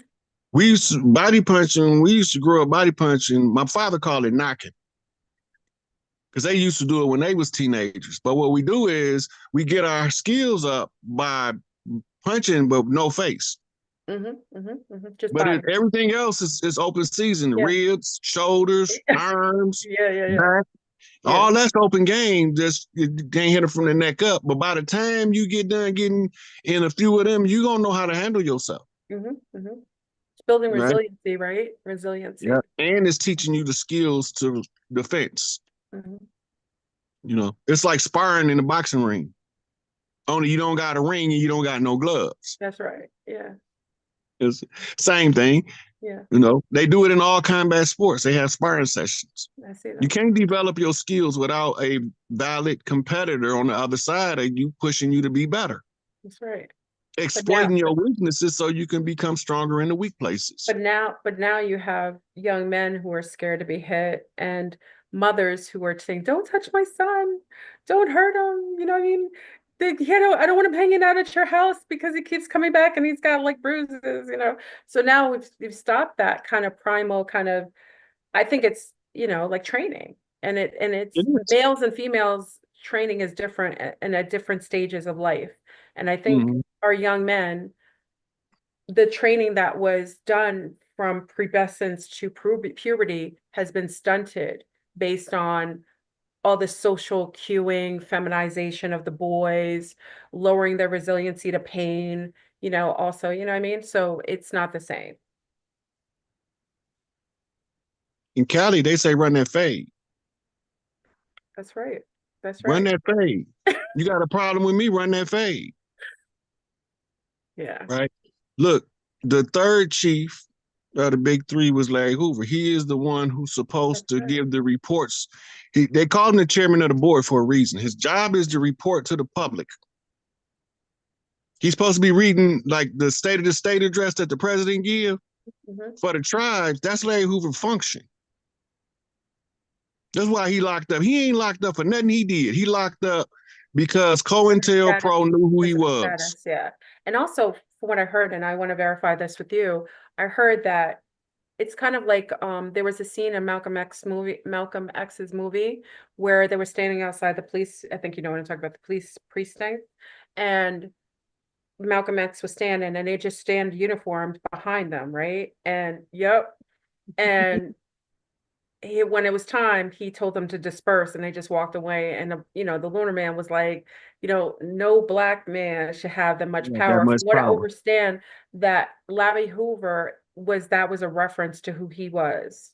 as a leader and as someone who had the ability to command um, his tribal base, but not even that, just multiple different people would have his respect and would come in his command. Because I heard they isolate him because they think he has some form of telepathy that controls the other men. Because every time they let him out amongst the main population, the men of all backgrounds, doesn't matter what it is, literally just gravitate towards him and bend under, not bend, but yield under his command. Is that true?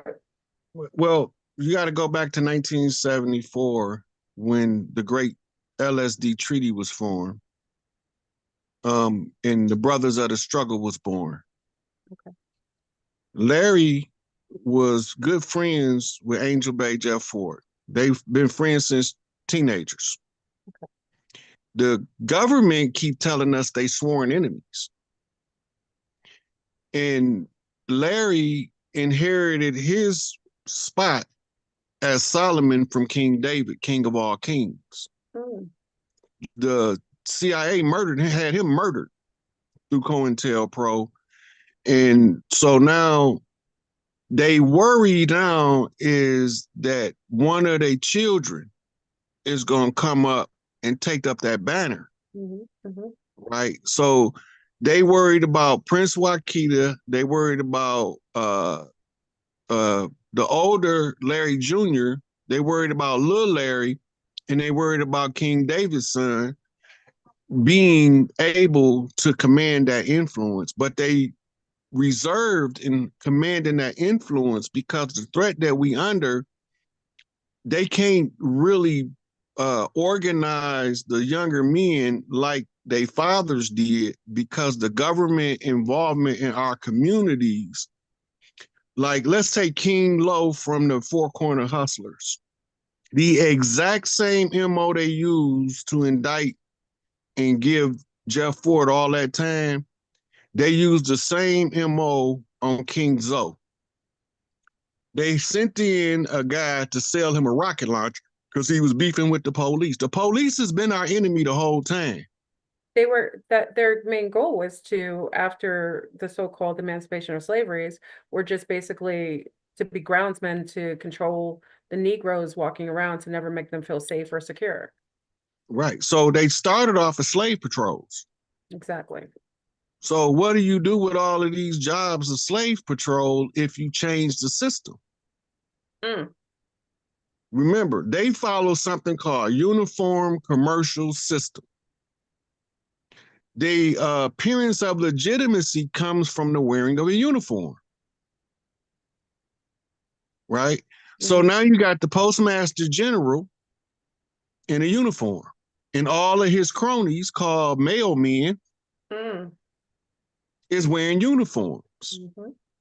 The gas guy coming to check your gas meter wearing a uniform. Everybody wearing a uniform. Mm-hmm. It's to give the illusion of legitimacy straight out of the book The Prince by Niccolo Machiavelli.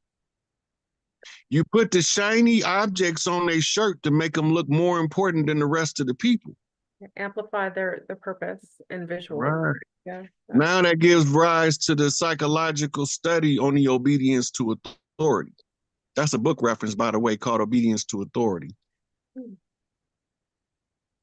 And they found that people would do some stuff under the order of authority that they wouldn't do of their own accord. That's right. Including murder. Mm.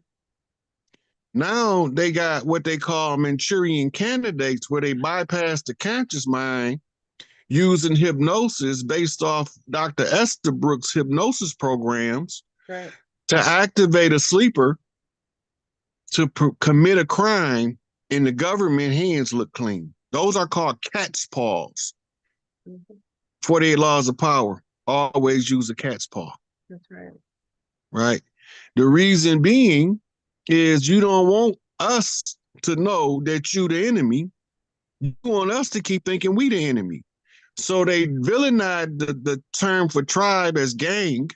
Mm-hmm. Gang mean tribe. Mm-hmm. Mm-hmm. Then they send infiltrators in that look like us, but not us, Absolutely. to start wars with us among us. So we fighting each other as warring tribes, and we can't never establish peace because we don't see the enemy in the mix Well, because he look like us. yeah, they create coups in every single nation.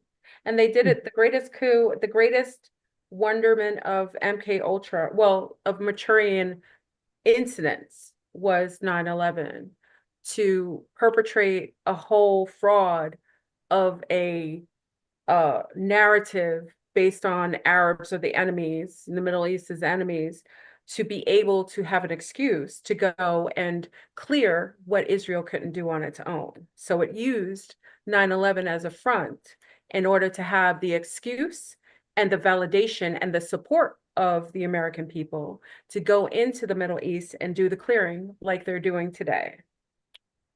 So the 9/11 thing was the brainchild of George Herbert Walker Bush, Mm, king of the skull and bones community. He was the one who he controls Barack Obama, Bill and Hillary Clinton. He controlled his sons, obviously. He controlled the dude that shot Ronald Reagan. hmm. Yeah, that's his illegitimate son too. Oh, Put his picture next to Jeb when he was young, and you'll see what I'm talking about. You can't mistake them for nothing but brothers. holy cow. I'm going to do that. The reason why they wanted to get rid of Reagan is because the things that George wanted to do, Reagan wasn't with that. Wasn't on it. Yeah. Yeah. Right. He was really in his interest was to really try to clean up the government and to balance the books. But when he got there, most people don't remember when Reagan was running. It was originally supposed to be a governor out of Michigan as his running mate named Monahan. But on the day at the Republican convention that he announced it, out walks George Herbert Walker Bush.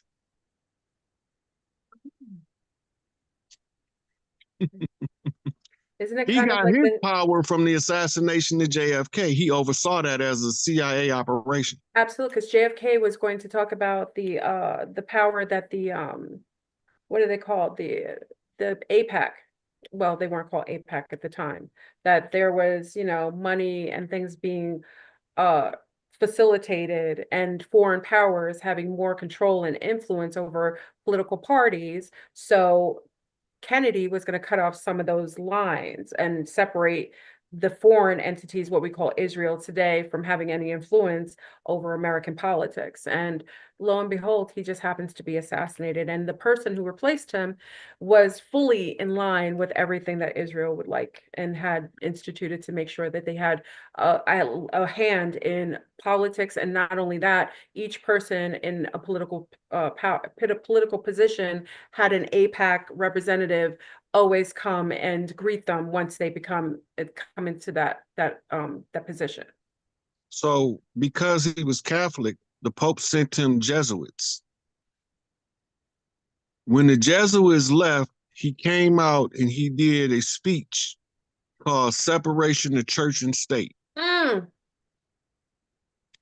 When he got, I think that was after he gave the one about the secret society taking over the government.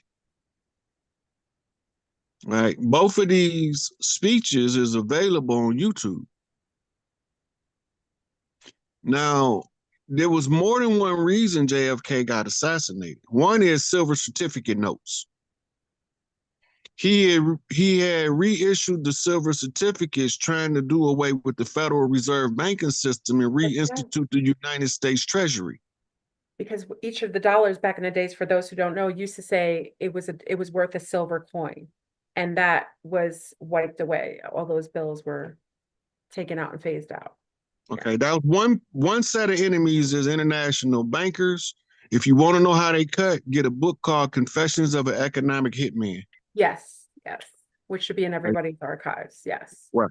Okay, now the next thing is the mafia, who his father was a Irish mafia man, had made all these deals with the Italian mafia and the Jewish mafia that they helped him get his son in office, that he would grant them favors. Mm-hmm. When John got in office, he said, I'm not granting them no favors. They crooks. Mm-hmm. Matter of fact, Bobby, get them.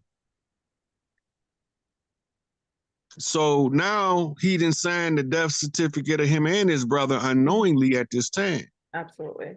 Okay, now, Question. yeah, go ahead.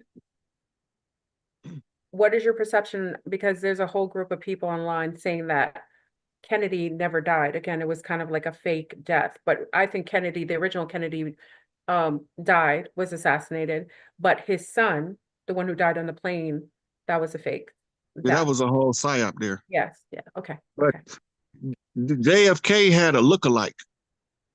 He had a double. He actually took a picture at the White House with his double. Oh. And you I can think that was actually, about, yes, yes, yes, yes, yes. I okay. think I remember. Yeah. So the reason why people think he's still alive is because just like you got people that's against us, you got people that's with us. Mm-hmm. Mm-hmm. And they believe that they allowed that process to play out in order for us to be able to redeem later, right? So what happened after the assassination of JFK? LBJ got in and he signed the Indian Civil Rights Act. Mm-hmm. Mm-hmm. Mm-hmm. Right now, they know that over time they can diminish the power of the Indian Civil Rights Act and what they produced out of that called affirmative action by declaring other people as what they call minority groups. Mm-hmm. Mm-hmm. Mm-hmm. And Taking it them further and originally further from was their indigenous right. patent. So Mhm. when it was for the Indians, we thought it was black civil rights. It was the Indian Civil Rights Bill. Mhm. Mhm. Okay, now the first people that came in using those that wasn't us was Hispanics. After the Hispanics came the Asians. Yeah. After the Asians came the Arabs. And wait, let me just stop you there because people need to realize that most universities, even though they say that Black people take up most of the affirmative action, in all of the colleges, most of the people taking up a lot of the scholarships for minorities, majority of them who benefit from it are Asians, Arabs, and Hispanics. Just Mhm. FYI. If you look at the number of brown people going to college based on some of the scholarships that are for minorities, it's nil compared to all others. That's why when they just pull back from some of these scholarships and these minority laws, the Asians got hit the hardest because they were benefiting the most. Go ahead. Then the next group in the 80s that came in was gender groups Oh yeah, yeah. fighting for something called gay rights, Mm-hmm, mm-hmm, right? Which was part of another agenda of the pedophile priest cult that hired a group of retired military generals to write a rollout program to normalize their lifestyle. mm-hmm. Now, I'm just saying this as a statement of facts on the record. I don't care what somebody do in their bedroom as long as they ain't trying to do it in the bedroom with me. Mm, Oh, that ain't my business. But the reality of it is the influence on the children is the problem, absolutely. It right? was Because never lumped, it was never to par, that was never lumped with children initially. That's how they got it in. They slid it in under the guise it's an adult, you accept these are minorities that get right. subjugated to marginalization, what have you. And then they slowly brought that over and started to merge that in the educational system and start to open up clubs in high schools, LGBT clubs, and started to influence children through shows adding that as a plausibility and a possibility that men and men should be together and children and girls and girls. Yeah.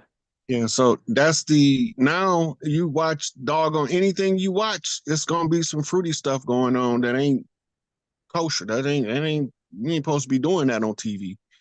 They even got commercials now where you got men kissing each other in commercials. Mhm, In the 60s, they would have been executed mhm. And because also, it yeah. was that much intolerance for that lifestyle. Mhm. And it's not, it was here, but now, like if you, because I'm by Mexico, Mexico now, when you watch we watch these movies and it's like telenovas, and you watch them, and they never use that because a lot of the Latin culture was based on bravado, like Africa. They didn't allow that kind of like men on men, women on women. maybe women on women just as a more seductress kind of thing, but not so much men on men. But now when you watch telenovas, you're starting to see the implementation of homosexuality, a heavy implementation of homosexual men in a lot of the shows. And it never happened before. Yeah. And somebody said like cartoons too. The first flamboyant cartoon character came on the USA Network at night. Mhm. And he used to be flying around with his cape and his butt cheeks hanging out. Yeah.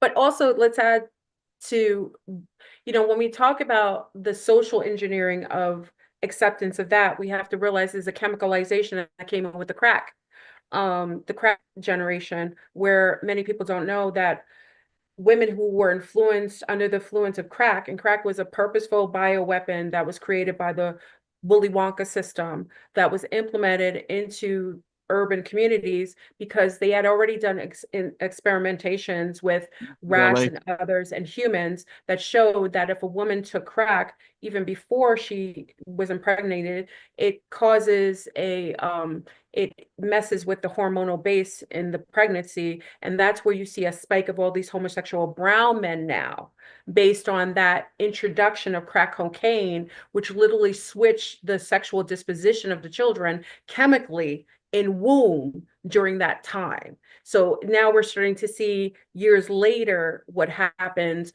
when you start to introduce certain chemicals. Believe me, they had already done experimentation. They had the patent for it. They knew what it did, just like the gay bombs that they were putting in Afghanistan that were changing the disposition of the men all through there. And also with my ex's father, who was from Jamaica, telling me that AIDS in itself was not originally given to Africa. It was created for the Viet Cong in Vietnam in order because they were the most just durable, crazy war people, and they needed to do something, and they implemented the AIDS virus, putting them in the prostitutes, and knowing that the men would sleep with the prostitutes and it would give them more of a leeway in there because not only were they subjected to have a bioweapon, which is AIDS, it also there was a gay bomb weapon in there too. So if you go to Vietnam now, you're going to see a lot of homosexual men as well, a spike of it, just like crack cocaine did for us in the urban communities with a lot of brown men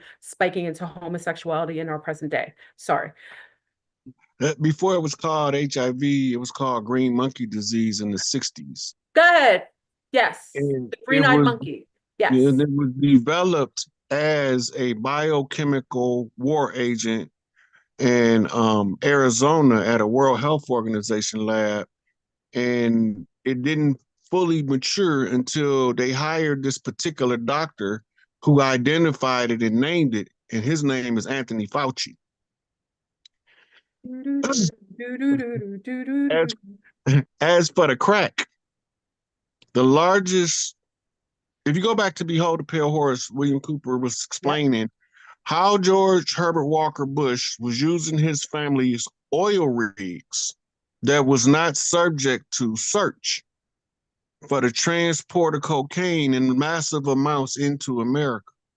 That was started in the early 70s. Contemporary with his transport of large quantities of cocaine in the 70s, UCLA is trying to find alternate uses for the substance, and that's where they developed what's called crack. Crack was developed by scientists in UCLA to make the effects or to enhance the potency of the cocaine when you smoke it in rock form. Mm-hmm. Causing more addiction, quicker addiction to it because it was such a with quick high. The culture of the 70s coming off the free love and all of that, and they was passing cocaine out in Studio 105, I think 54, it was. Studio 54. Up in New York. Yep. Right. At Playboy, Playboy had clubs all over the country. Mm-hmm. And they had these private parties. They used to call it nose candy. And you always knew that from the flyer that it was going to be available because in there it'll say all candy available. So whatever floats your boat, right? which takes us to the Cosby case when he was tricking with them ladies, giving them Quaaludes. We don't know in 2020, 2010s, or the 2000s period that it was standard practice of They people all back gave in the Quaaludes. 70s. Yeah, all of them. All Now, of them were using Quaaludes. remember what Scarface told his wife in the movie? What did he say? Your woman's so polluted with Quaaludes, you can't even have a fucking baby. Oh, yes, yes, yes. Okay, so this was very common. And then they had the pills was tees and blues, which is t-shirts and blue jeans, uppers and downers. That was the 70s. Crystal THC was crystal meth. Yep. Right. All that stuff Trey been trying to figure out how to get it into the community because we had only a fringe group of people, a small percentage that would participate in that. But when it became a money-making scheme and we was in poverty, this is where your Iran-Contra take off. Now, remember, George Bush and Ronald Reagan got in off of the freeing the hostages from Iran platform. Right. Yes, I remember that. Right. So, and when Ronald Reagan was the sitting duck president, the interim president waiting to take office, Iran's supposed to release a whole bunch of the hostages. Right. Most of us don't know that them hostages was in Arizona on an army base. They wasn't in Iran at all. They never was in Iran. But they used that footage from Arizona because Arizona is desert. So it matched the terrain that they were trying to uniformly create a smokescreen for. So they made a deal with the Iranian government. Now, most of us don't know Saddam Hussein at this time has just been put in power a couple years before this by the CIA in Iraq. He was the #1 U.S. ally in the Middle East up until Iran-Contra blew up over here. Why? Because Iraq and Iran was in a bloody war. America began to sell guns to Iran, the enemy. America was swearing they was the enemy too. But they were selling them guns under that's America, that's their thing. They'll call you an enemy, but they'll give you all the weapons necessary. Right? Okay, yeah. So they armed them to fight against the Iraqis. What blew the lid off was the Iraqis was fighting with the Iranians and found that they was using American-made weapons. Okay, so what happened on the heels of that? At this time, you got two detectives. One of them was the original investigator into Biggie case, Russell Poole. And the other one, I forgot his name, but he came to a public meeting and was trying to tell them the CIA was pushing this dope into the community. Okay, now, when they start investigating to find out, because he said it publicly now, it's on the public record that the police investigator is saying that the government is selling the drugs. They discover something called the Iran-Contra affair. That's right. Where they was bringing the drugs into America, selling them on the streets, using the money to buy munitions from the United States military to sell to Iran. That's the only connection with Iran and Contras because they didn't even associate. The Contras is in South America. The co-defendant, the only one that got some real time out of the whole Iran-Contra affair, he didn't get arrested immediately. He got arrested a couple years later, named Manuel Noriega from Panama. Yes. The only trial in U.S. history that's classified as top secret. That's right. They won't release that file. And because in that file, they find out that George Herbert Walker Bush, director of the CIA, was the one who put Manuel Noriega in power, and he used he was using Panama to transport drugs from Nicaragua into America. And that's why Nicaragua had that weird rogue war at one point. It was probably stimulated by like us going in there causing a little bit of, so to kind of cloak it a little bit. Right. So they had the Sandinistas and the Contras fighting each other in Nicaragua.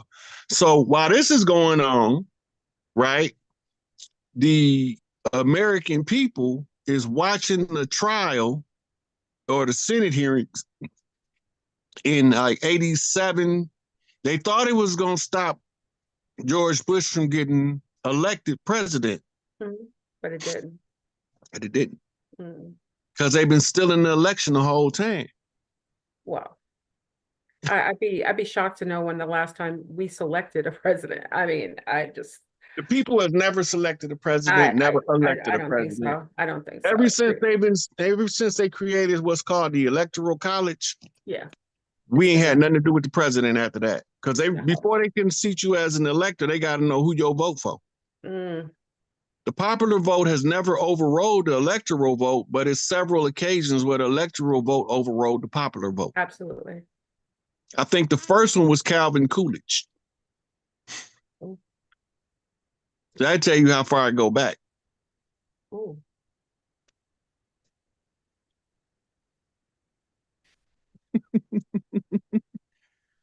okay. So they get caught selling drugs. Now, in the United States, there's a law.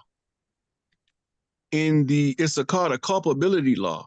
If the government solicits you to commit a crime and you commit a crime and the government is your co-defendant, you can't be prosecuted. Absolutely. Yes.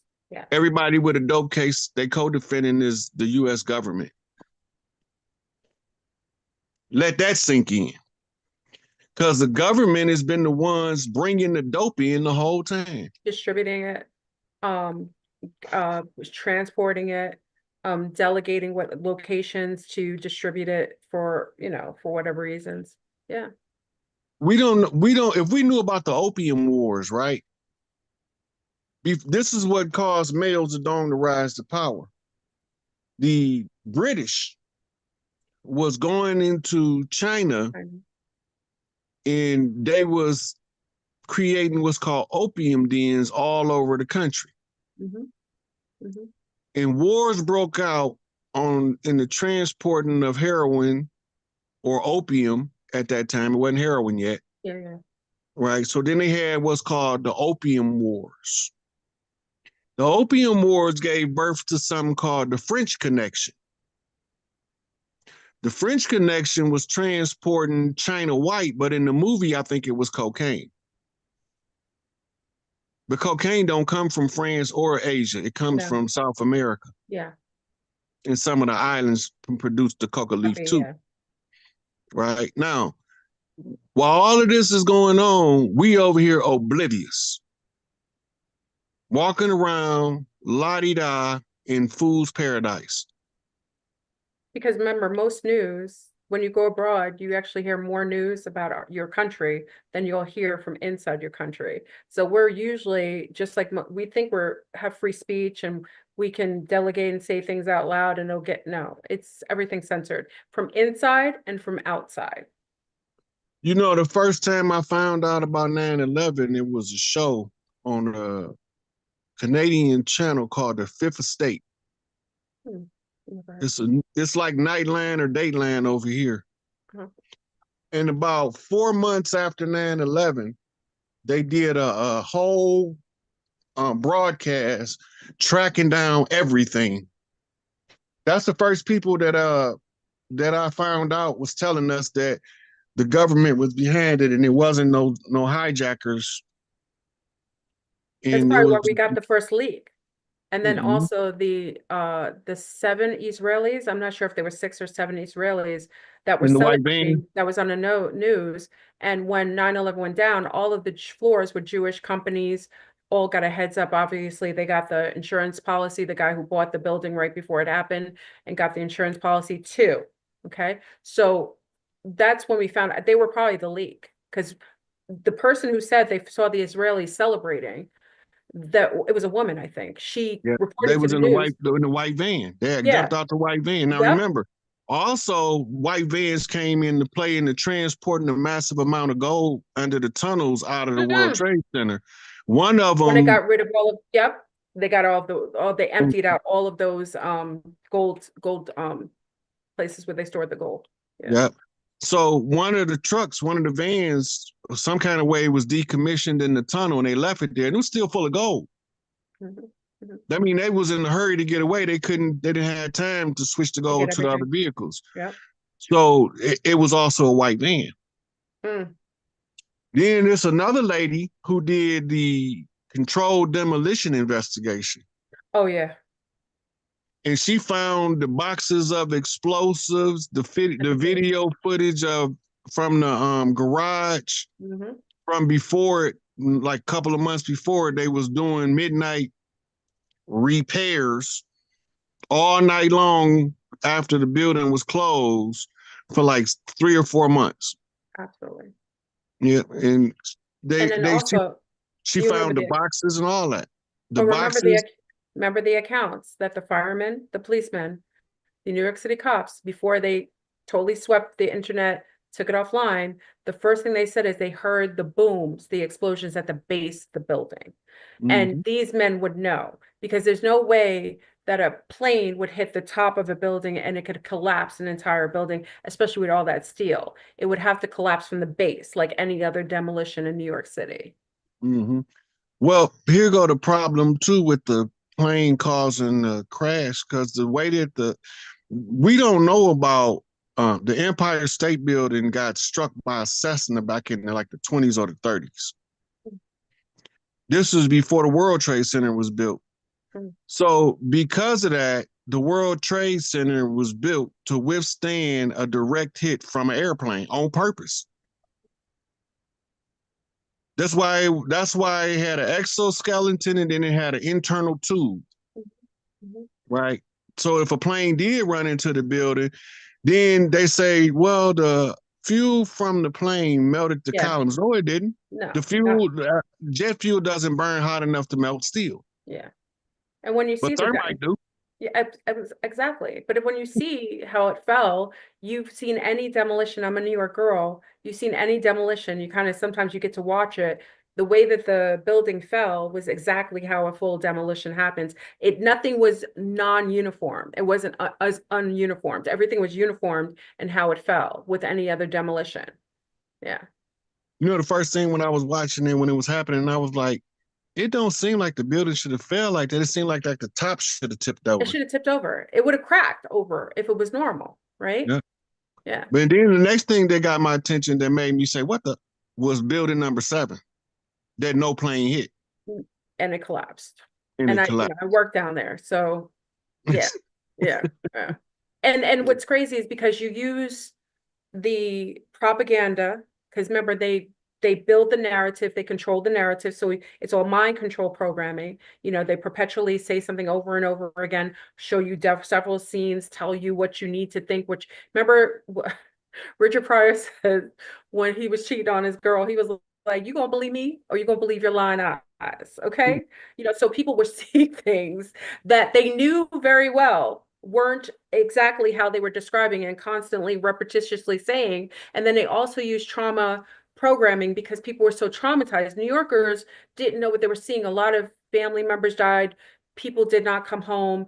The police officers were in shock. You use the trauma. Trauma is wonderful at compartmentalizing the brain. And that's how you use the MK Ultra is you create a trauma response that compartmentalizes the brain and it takes away from all rationality. So anything that you're programming the brain with is going to be nicely nestled into the part of your brain that accepts it as truth.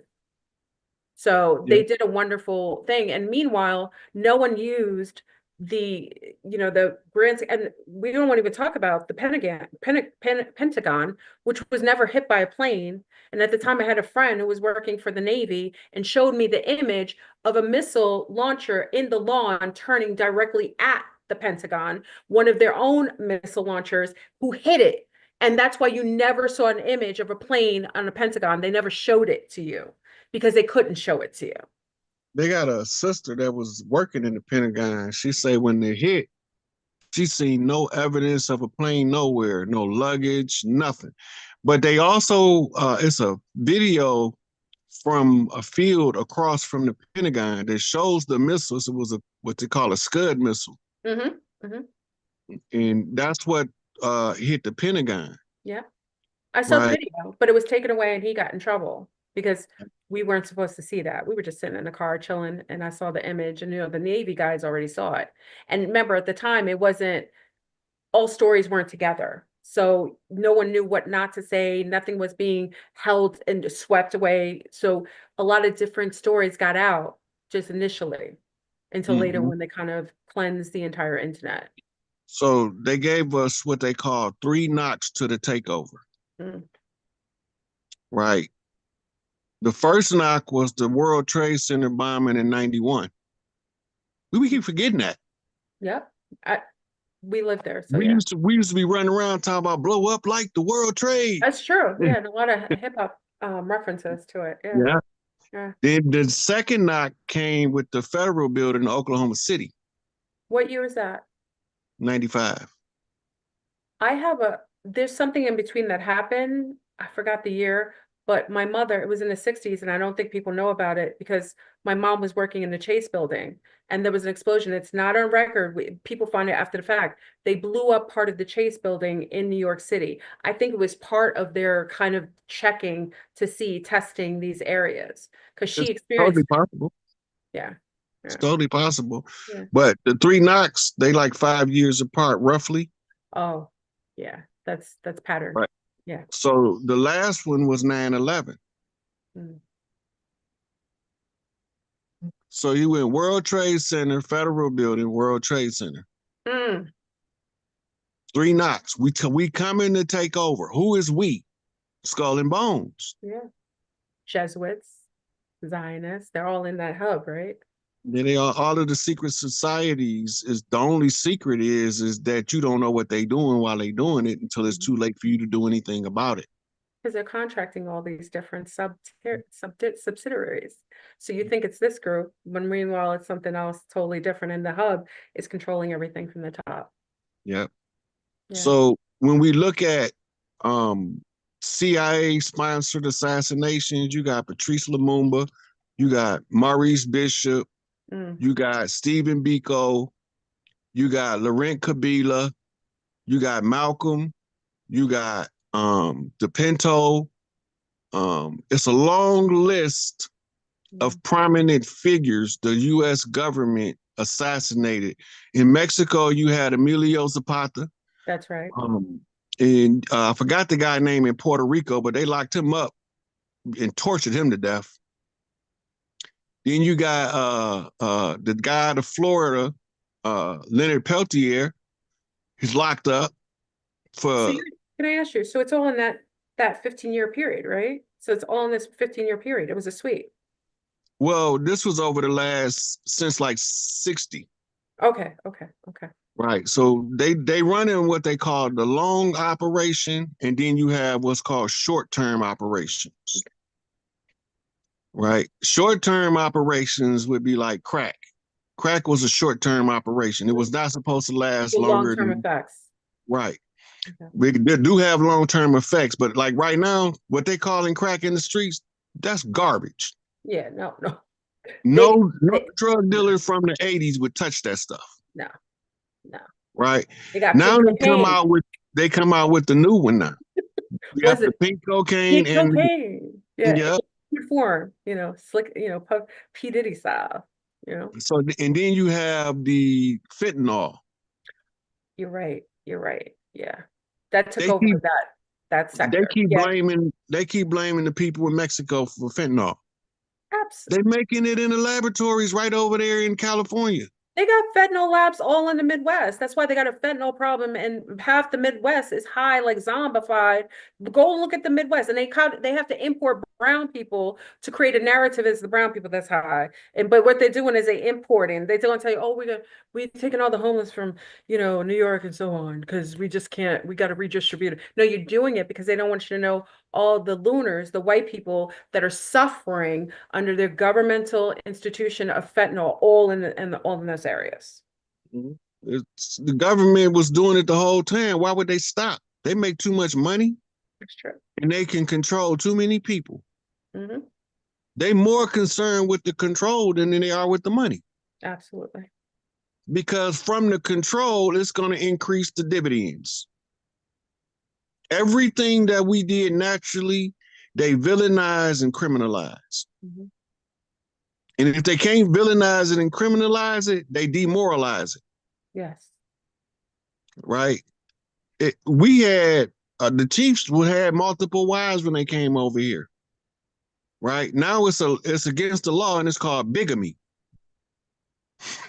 Oh, is it bigamy? That's what it's called? Yeah. That's what it's called. But they're doing it all in the Midwest. They're marrying, they're marrying the children, the sisters, but they don't call them polygamous, right? They don't call them that. You call them bigamous. And then not only that, the government, when you get a marriage license, the government is the go-between between the two parties. It's a corporate merger. It don't have nothing to do with people. A marriage license have nothing to do with a marital union of two people. Well, marriage for a woman is a form of indentured slavery under the terms of this new system. And that's how we view relationships from the terms of a slave driving mentality. Absolutely. I own you now. Yeah, sure. That's not what it was before they came. No. A relationship was a partnership. It was the unification of two clans. Yeah. They normally was arranged. Yes. Yes. And if they got along, they normally got along because you didn't have all of the outside influences. And you had support systems. The tribal base was a support system for women. Women weren't isolated and made to feel like they were engaged in, silent wars in the home. There was a support system, and there was support for the males and for the females. So whenever you have that, there's no sense of subjugation. You don't feel as marginalized or under like tyranny. Yeah. Go back to Betty Wright. Don't blame Mr. Charlie. Mr. Charlie is just a man and he's doing the best he can. Right?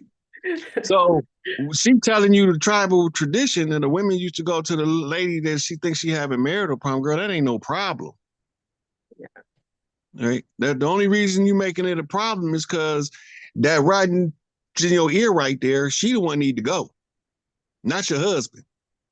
She's single with 15 babies by 7 baby daddies. And she telling you how to run your marriage. And she ain't never been married. Well, those are usually the ones who are trying to they're trying to destroy what they don't girl, have. if I was you, I would take that off and I wouldn't let no man talk to me like, nah, girl. Go sit your ass down so we can get a life.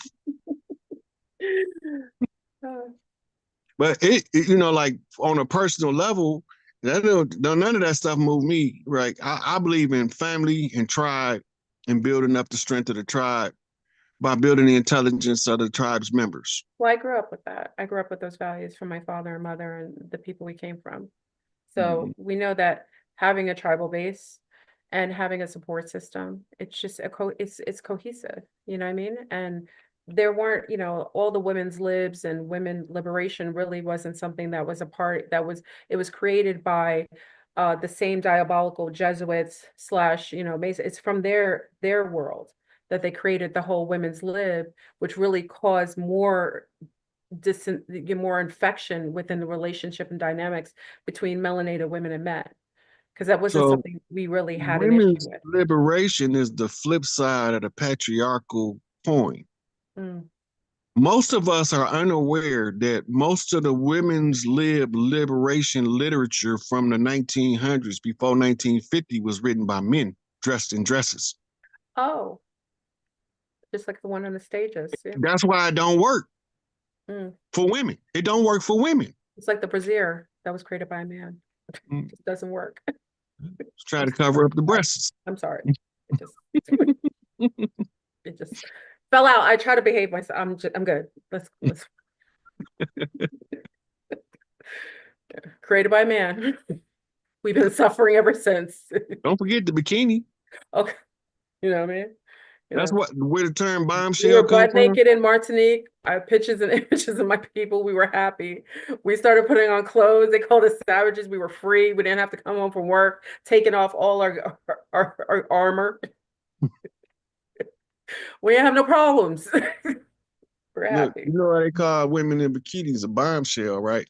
Why? You know, Bikini Island, the first place they had tested the atomic bomb. What? Go look it up. What do you mean? They test, expand upon that. Okay, the Manhattan Project was the project to develop the atomic bomb. Yes. Okay, first of all, did you know that it wasn't the people they told us invented? They said they attributed the atomic bomb to Einstein based on his theory of relativity and the Relativity. splitting of the Yes. atom. Okay, Yes. now that didn't make the bomb. Lloyd Quartermain, he was the physicist who designed the atomic bomb. With his physicist team, they was all melanated. Say his name again. I know that name. Say it again. Lloyd Quartermain, nuclear physicist. Okay. Okay, now once they gave them the design to the bomb, they had to test it. So the first bomb they tested was Bikini Island. That's what the records say. Okay. Okay. So now when you see the woman in the bikini, the slang Oh, references she's a bombshell. historical references are everything. Oh my God. That is terrible. This the rabbit hole deep. I don't They, even think got a bottom to that sucker. uh, uh, wow. Anyway, I don't want to keep you all night. We could talk for like days. Yeah. You wanna to somebody in the Let's chat ask see, questions. You want to talk to people? Have yeah. fun. You ready? You know, I'm impromptu. You good? Want to ask? Hey. Can I ask you a question? I have a friend who asked you a question because she asked a while ago. So she wanted to know what's your thought on Lucifer? Lucifer, the son of the morning. I'm gonna I'm chase gonna you get you out before. of here. So the term Lucifer is Latin, mean the bearer of light, the Mhm. light bearer, Yeah. right? If you ever notice on the Paramount Studios, they got the woman holding up the torch. Yes. The original light bearer was the woman of the house called the Pharaoh. The irony is historical record has transposed Pharaoh from the Yeah. feminine mother of the house The male. to the male. Yeah. But when you trace the etymology in Kemet, it's in reference to the queen, and the person who was her front man is the male figure that they're referring to in modern times as the Pharaoh. He wasn't the one. Mm. He was just a representative from the family that the true Pharaoh or the true lighthouse, because you know they say Pharaoh mean lighthouse, Yeah. house light, Yeah. right? And they attributed to a lighthouse that was on the Mediterranean that's under the water now in the Mediterranean because of war. Anyway, the original Lucifer was a reference, a Latin reference to the Great Mother. Well, we knew it was female. Yeah, that's one thing we had found out. Yeah. So they refer to Lucifer in occult teachings as Sophia. Mm.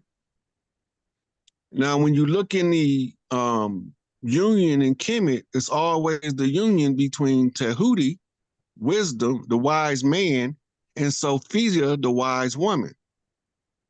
But the woman was always the symbol of the pinnacle of wisdom, the highest point of wisdom.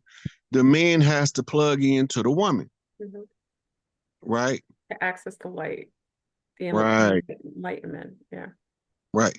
And this enlightenment is where you derive your term Lucifer from, Hmm.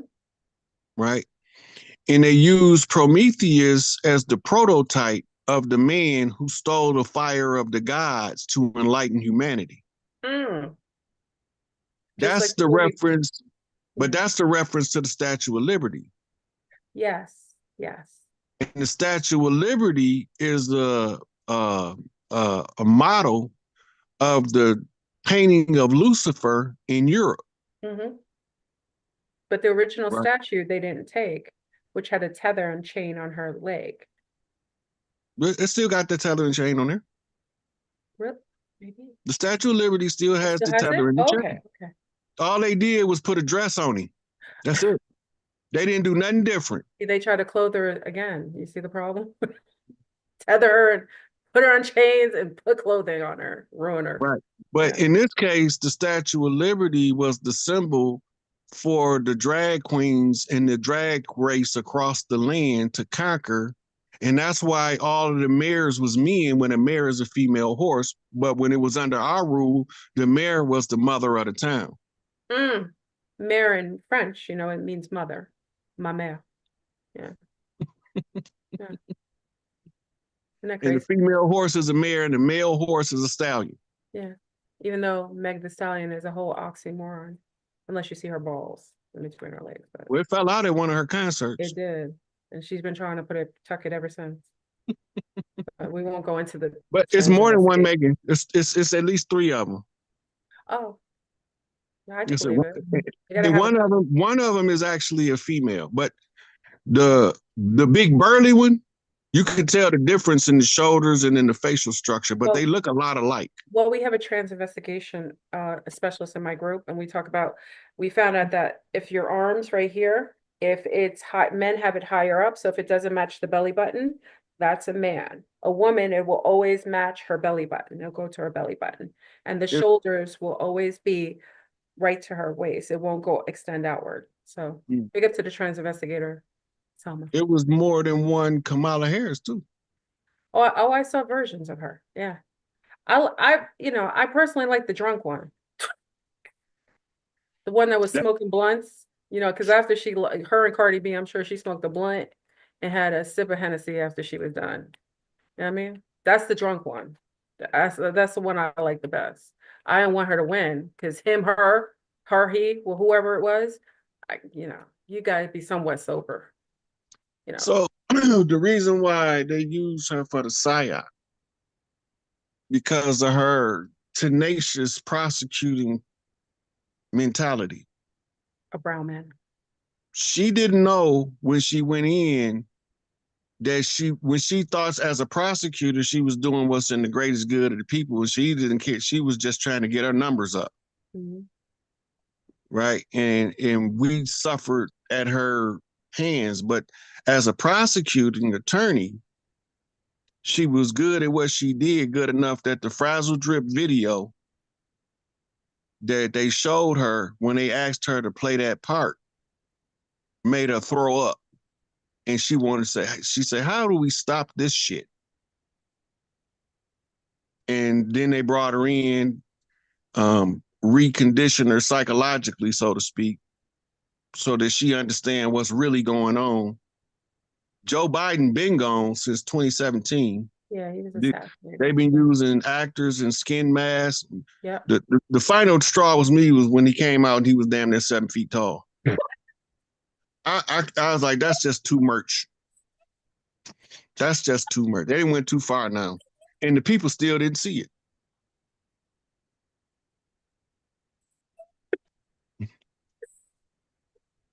It's at least 3 Trumps. Yeah, we saw it. There's another one. There's another one. There's another one. The one with the gold tie now. This one wears gold and purple tie. It's not the same as the red tie. This one's got big hair. Like I don't know if the hair plug thing Oh, is. you ain't seen his new hairstyle? He just got a new hairstyle the other He day. got the hair plugs. I don't know if he got them Look, he got reconfigured. slick back now. Oh wait, what? So he changed it. Oh, God, the Look, shapeshifter. go to TikTok and type in Trump new hair. Oh snap! So he's just shapeshifted again. I love it. I'm all He about the don't shift. look like Howard the Duck no more. Snap. Yeah.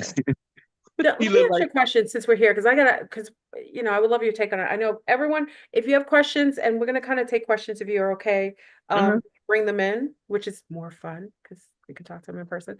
But just a question to um our friendly guest, Rod. What do you think about this Trump making declarations before he's even hit the White House? What do you think about that? He been still the president the last 4 years. Exactly. He was never. He just didn't want to take the props for all the psyops and the No, craziness. well, this is what happened when he got in office, and the White House was doing the strategy of how to get the deep state out, Mm-hmm. right? They realized that it's going to take way longer than anticipated. So they needed another presidential um, um, reign in the middle of his reign in order to stretch his time out from 8 years to 12. Right now, all of the stuff that he would have been doing in his second term during the Biden administration, that was on hold because of the PSYOP. Remember, they was running in tunnels globally. Mm-hmm. They was blowing up bunkers globally. Yep. If you go to the earthquake chart, you will know the bunker busters because they range between 2.3 and 2.5 That's on the right. Richter scale. So they're not strong enough to be actually, they're not coming from under, they're kind of like sub tier. Yeah. Now, when you have a large enough cavern, it creates a sinkhole on the ground. Remember Mm. all them sinkholes that was Mm-hmm. popping up in 2020? Yep. Absolutely. If you Absolutely. go back to 3 days before, 2 to 3 days before that, and monitor up to the sinkhole appeared, you will see that there's like a 2.7 or 2.8 It was a lot on of the different Richter. places. Yeah. There were a lot of different places where that 2.7 was showing up, 2.4, 2.5, 2.7. Yeah. But anything over 2.5, you're looking for a sinkhole above the ground. Mm-hmm. If it's a tunnel, Because because it's not just a it'll tunnel buckle now, it's a underneath the huge ground. cavern. Yeah. Yeah, they blew a lot of them. You're making the coyotes, you wrestling the coyotes out there. They hollering and yeah, yeah. Much sure. And also with what was happening, well, we knew the adrenochrome was drying up when he did that whole lockdown because celebrities' faces were looking like a hot mess during that time because they weren't getting a fix of children's blood that they were nicely taking from the pineal gland. You know, they were drying up because I heard one of the biggest factories in China, I don't know if it was in China or somewhere, it blew up. They blew it up. Yeah, they blew up a couple of them. It was several of them in Europe, and there was a couple of them over here. Mhm. The first ones they blew up was over here. Mhm. Yeah, they didn't Right. have, Ellen and all her cronies were looking like, the witches of like the underground tunnel. And nobody don't know they all look like they had a facelift without going to a doctor over the last 2 years. Mm-hmm. Right. And remember, the lowest human trafficking rate in the history since they've been doing it that's been recorded was from 2020 to 2021. Yes, because children were in the house. There was a lot of lockdowns. They weren't having access to children as easily. Yeah, Yeah. And that's the same time all of the celebrities start shriveling up yeah. Doing lives from their houses in their pajamas, with their ankle bracelets on. Don't leave that Absolutely. part out. Absolutely. Pretending like they ain't indicted. So you think that do you think Trump is really going to be, because many people, not, it isn't I have a totally different opinion. Do you think that he's here to save humanity? Do you think he's on the side of the citizens? Um, he on the side of the tribes. Hmm. Okay, let me give you a little background on Trump since we want to get into him. Donald Trump, from the time he was in college, was a very lucrative financier to the Black Panther Party, to the Black Liberation Army, and a few other groups. He inherited a slumlord business from his father, right? He clashed with locals who wanted him to clean up his buildings. And the legal team around him was trying to isolate him and not let him talk to those people.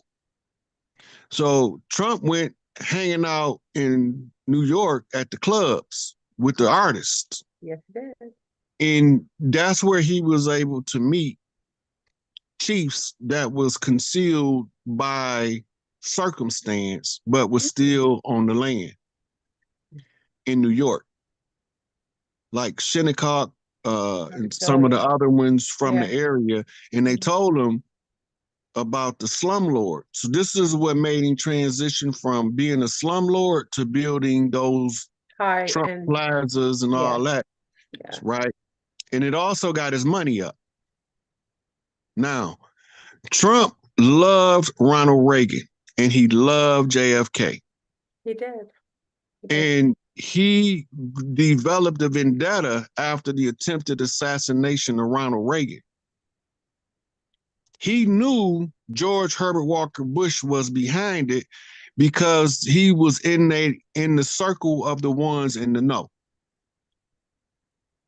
During the Reagan campaign, they was questioning Trump about running for president. Most of us don't remember that. Even Barbara Walters did an interview I with saw him. the interview. Yeah. Yeah. He didn't want to run for president. Not at that time. Here's the thing. If you don't want the job, you're the person we want. Mm-hmm. Okay, now, he's too, I would say, soft to be a president. The kind they need to call out the dirty players. So where did he go to get trained? He went to wrestling to get trained to be what they call a heel, the bad guy. Trained by Vince McMahon himself, one of the worst human beings on the planet. Once he left there, they needed to give him the dry run to see if he had assimilate being a good asshole. So he was the apprentice, and they got us believing that all of the people coming to see him with their business proposals were apprentices, and all the time he was the apprentice proving that he could be an asshole. Interesting. After the apprentice ended, all of a sudden it's time for him to start preparing for presidential election. Good coincidences, ain't it? They were training him, like they were training a prince or someone going into a position of power. Yep. And now, if you go back to who was his associates before he was being trained, all his pictures is with Mike Tyson. That's right. A lot of brown celebrities. Yeah. He had pictures with Al Sharpton, Jesse Jackson. He got pictures with almost every hip hop artist from New York that was big in the 80s is in pictures. Run DMC. Mentioned a lot of rap, hip hop, music. So I knew that he was picked when Tupac said, let's take Donald Trump, for instance. I don't care if he got a gazillion dollars. No one person, right, should have all that money and his people starving and homeless. He was telling you, watch the Orange Man. I remember Orange was the new black. Interesting. Now, go back to his casino business, and these people that he said, they don't look like Indians to me, and they don't look like Indians to him. Now, you can say politically correct, they don't look like Indians to me, and all your like, I'm sorry. He was like, they don't look like it. I don't know what you're saying. Yeah, that was because they was given because it shit talks. He was actually, because New York has their tribe and their brown people, which most people don't know about. They're fully in their tribal form. Like, they have not changed physiologically. They're brown people. Remember earlier I told you I inherited Chief Pontiac's War, Tupac inherited Tupac Amaru War, Biggie inherited Chief Sitting Bull's War. Ooh. And ODB inherited Chief Crazy Horse War. Yes. And I can go on. I can go to the Wu-Tang and start naming who all of the chiefs inherited they war. Raekwon the Chef, because he got an eye with him. He don't need an eye in the name. That means he got another guy that can see beyond sight. Right? And when you go to the images, right, you start seeing all this stuff. Right? And all of these chiefs is 50 main chiefs. I'm big 50. I'm the last one to come up. Because we have to be able to get our people back into the proper position on the land in order for us to reclaim the land. Exactly. But the first thing we have to understand is we don't own the land. We caretakers of the land. The land owns us. Yes, so that is one of the things that all of us from our native groups knew, that when the Europeans came and thought of ownership of land, we never perceived that because we knew that we were caretakers on the land. We Yeah. cultivated the land. We didn't ownership. Ownership was foreign to us. Still is. That's why all the chiefs used to have, tell them, they be like, we're gonna give you these trinkets for this land. They're like, the land? We can't sell you no land. No Because chief can sell land. we live on the First of land. all, the land, if you want land, you got to go through Big Mama. Period. If you want to apply the land, she give you a plot to settle on. She gave y'all 13 places to set up a colony. Hmm. And now you want to disrespect her. Hmm. They come in and overrun her jurisdictional authority as the law of the land, Hmm. which started the wars. Because remember, America has always took in the world's orphans. Absolutely. It's been like that since the days of the Great Atlant Hmm. that they call Atlantis. It was refuge Mm-hmm. for The many. great melting pot, Hmm. where we take the orphans from all over the world. We didn't have no orphans when they got here because everybody was assigned parents. Right. Whether they were blood Right. or Now, when they was blocking institutions with pale faces, we had a remedy for that shit. We need some friendly pale faces. So we opened up Ellis Island. not. Hmm. Immigrants didn't used to come in through New York. That was barred. Immigrants used to come in through NOLA, what they That's call right. today New Orleans. Yes. Yes. You didn't come in because you had to go to the Big Easy to find your temperament, so we know where to send you on the land so you don't cause problems everywhere you go. Hmm. Right? So this is why New Orleans is the training ground for Las Vegas, Los Angeles, New York, Chicago, Detroit, Miami, Mm. Atlanta, DC, Newark. Well, every major metropolis, the training ground before you were sent there from the fields or from the family farm, you had to go to New Orleans first. Hmm. Period. You didn't just go and just march out across the land like the colonists did. So they only had a handful of pale faces with them when they came, and they used them to block institutions in something called the brown paper bag test. Yeah. Yes. And they told the pale faces at the gate that if they don't pass the brown paper bag test, don't let them in. Hmm. And that's all of the institutions. So now we blocked out of the institution. Remember, I told you about Confessions of an Economic Hitman? Hmm. Yes. Remember all them outlaw bank robbers Yes. from the Wild Wild West? They Yes. was robbing Big Mama banks. Mm. Big Mama started shutting her banks down, so then the Federal Reserve started extending its reach. Hmm. You ain't gonna keep stealing from Big Mama and it don't be a consequence.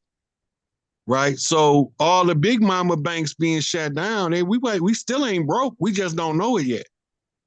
But if you go to the movie National Treasure with Nicolas Cage, when he go into the underground in New York and come out in DC and he see all that gold underground and them Yes. artifacts, Yes. Yes. Yes. that's Big Mama Bank.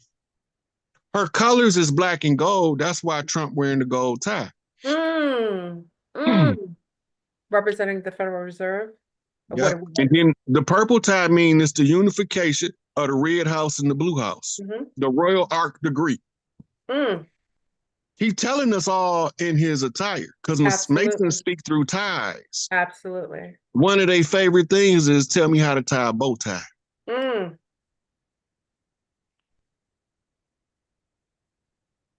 All right, we gotta get questions because we're gonna be here all night, y'all. I'm I'm I'm really excited. Thank you so much, Rod, for even coming over here and kikiing with you. You're teaching me a lot too, and I appreciate it. And it's really, and really with our young people and people just who are not aware, you're like a walking thesaurus, like you're like a walking historical reference to all of the different things that most people don't know about or can't put together. So I'm You know, grateful. they called me in prison, Dr. Rod, the Walking University. Listen, you are the ultimate scholar. I thought I was under the tutelage of some scholars. I think you quite up in that rank. So I appreciate it. I'm But the let's take, master student to the master teachers. That's yeah, all. know what I'm saying? So Okay. now they send me out to tutor the rest. I I appreciate it. Now I understand why they were trying to shut you down because you're like an epilogue of so much information.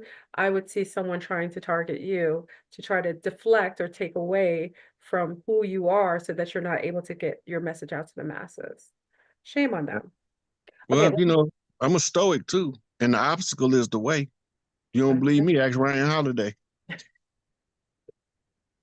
Okay, hold on. Let me get I'm gonna share the link. So for y'all who are wanting to join, Zombies, I'm gonna be on afterwards. So me and Rod are having a kiki. We just enjoying the build. So I will see you in the later hours. But for those who want to Oh, join, I got to send a shout out to Drea Boss Milan out there in Vegas because she was the one who showed me the video where you was the last one. I don't want to get into oh what it yeah, was yeah, about, yeah, but yeah, yeah. yeah, and I she was appreciate it. she, And I have to, and the person who made was able to get us together is Arlo. So Barlow from my group, Arlo from DC, big up to DC, Maryland, big up to Arlo, who was able to make this happen, bring the awareness of both of us and kind of cinch the two together. So I appreciate it. Okay, well, hold on, y'all. You know, I'm not techie. I'm so slow when it comes to some of these things. Hold on. Come on. Da-da-da. Okay. Okay. I'm going to attend copy clipboard. Okay, so I'm going to put the for those who are coming in, I'm going to click you in to the live. Now, there are rules and regulations. If you come in here, you have to be cammed up. Please come in here cammed up, just like you see us. I always like to see the eyes.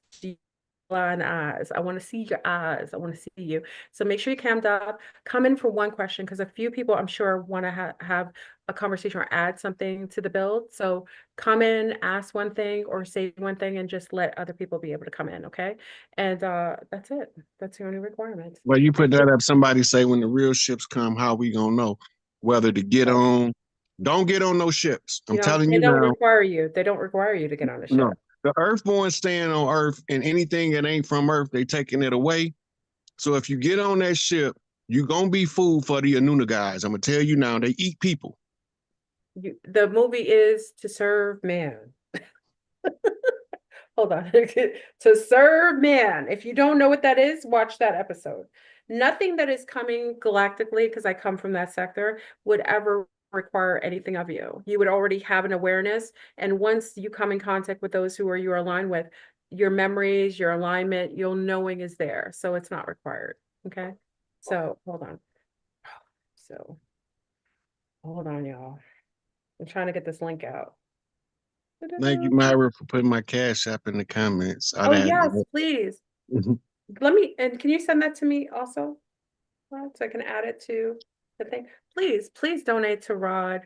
Give him an early occult ritual Christmas gift of coming. He gift that keeps on giving information, intellect, and a host of really amazing scholarship, which I think you should open up a place for young. You're like someone you could sit down by the fireplace, sit out, but and talk to the youth. Because I think a lot of things they don't know, and you would be wonderful to do that with. We have other people who are in charge of our youth who are really destroying them right now, and it's a shame. Well, we Okay. do have those. The Platinum Back University, Brain Banging University is that, but we got to get in power. I'm not doing nothing that require me to be in groups of people Nope. until we in power because I already know how they move and how they operate. Yeah. So me being a lone stallion over here, uh, by myself, it keeps me from falling into their cult. They're Bust trapped. up, Because they yeah. like to, I've had people come in, they'll send people into your groups as infiltrators and they'll placate as friends, and that's how they're able to infiltrate. And they create Mhm. coups and messiness. It can be really nasty. So it's unnecessary. And not only that, we have a doula center that's going to be opening up, where we're going to have doulas coming in from all over the world to teach the ancient doula rites so we can stop letting these people erase babies' memories from their past lives with That's these right. bright ass lights in the delivery room.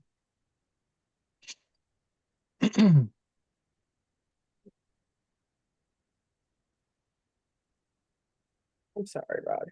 Hold on a second. It does not let me add this message. They say, imagine Rod as your uncle. Look, my nephews be calling me all the time, asking me questions. Like, hey, somebody said such. Is this true?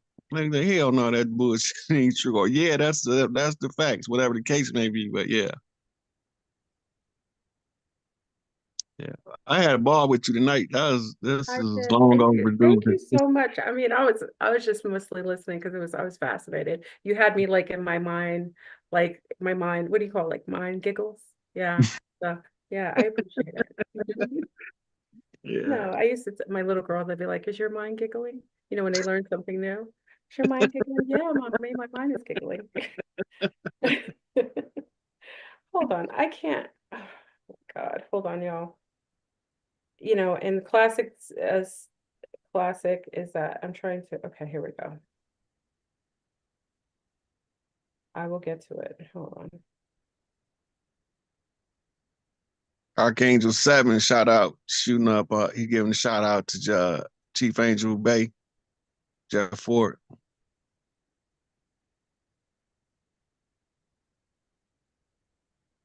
I see you, young elder. Oh, that ain't young elder. That's somebody else. I'm gonna have to get this. Hold on now.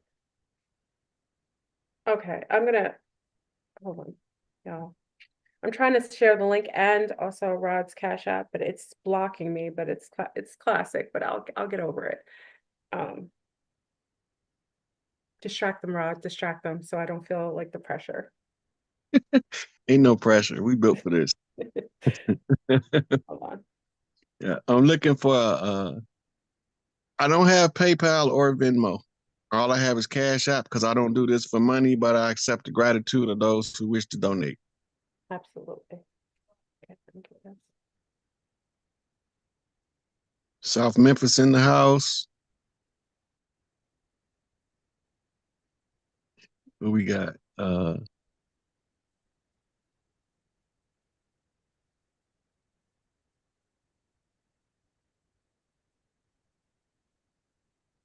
You can contact me. Somebody asked how to contact me on Instagram, on the Sick Eight, or on Facebook at Rod Hayes. That's where I take all my um, personal contacts.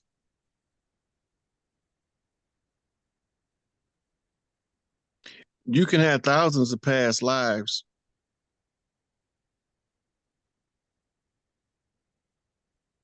Um, the EBS is contingent on the bank fall. So when you're looking for the EBS, the first sign that you should notice is a problem with the banking system.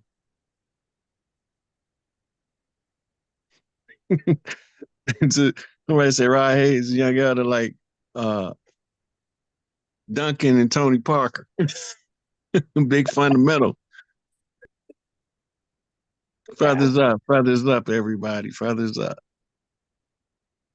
I'm getting there, y'all. I I put do the not link. know Judah Allen, Gabe. Royale 999, Mississippi in here. I love that. Love that. Mississippi. That's where my roots are deep. Yeah. My mama from Magnolia, Mississippi. My daddy from Canton, Mississippi.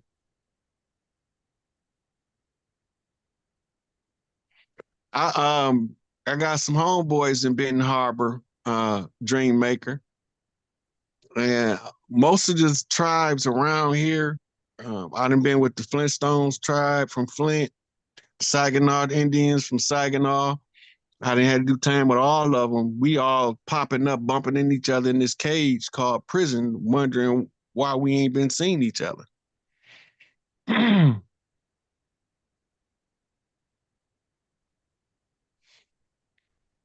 Celibacy is it's an energy balancing and harboring. It's to balance the energies and harness sex energy to perform magic in the physical.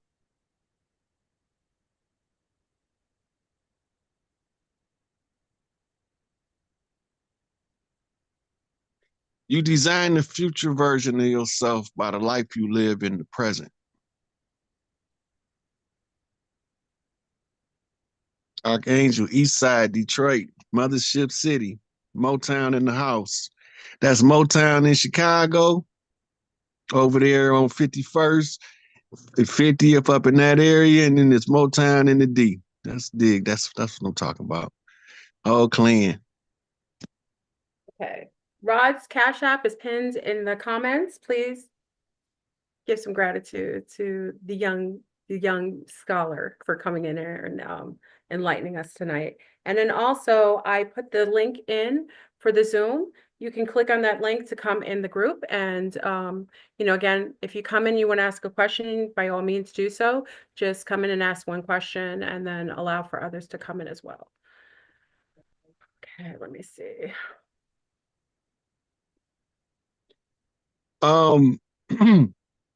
My profile picture on Facebook changes often. Today it is a man walking out of the light.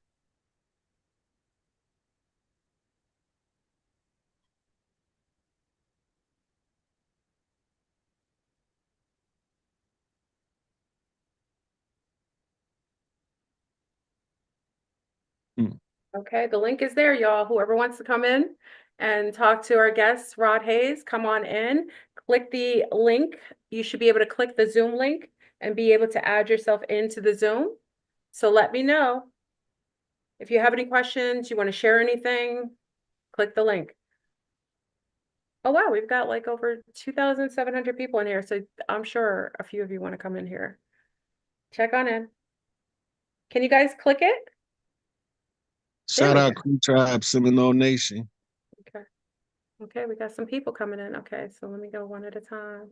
Okay, we got Del Marche. Okay, let me take one of my own Zombies. Coming in, Del Marche. Oh, we got the Kiwis in here, New Zealand in the house. Hey, Del Marche. Peace, C-Star.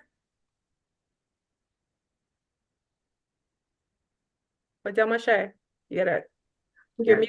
There she goes. Okay. Can you hear? Hey, Hey, Mama.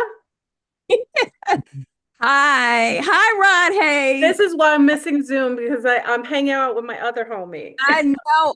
This was such a phenomenal show. Oh my God, you dropped so many bombs. He did. We're gonna bug out tonight on our late night.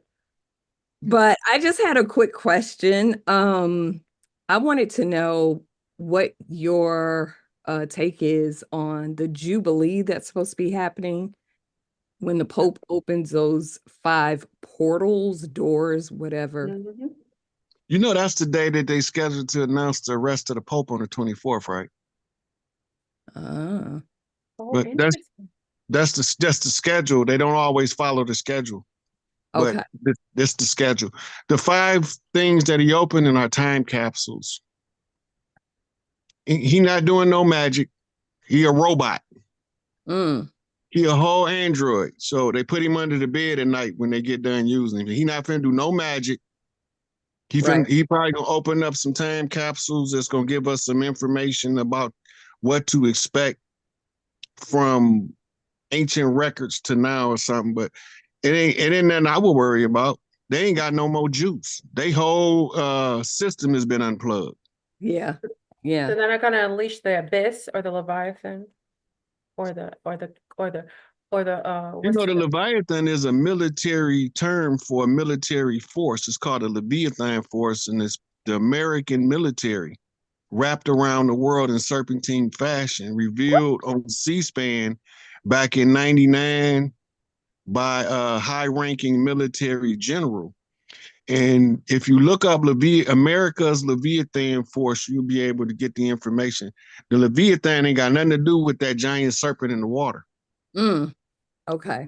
Interesting. Yeah.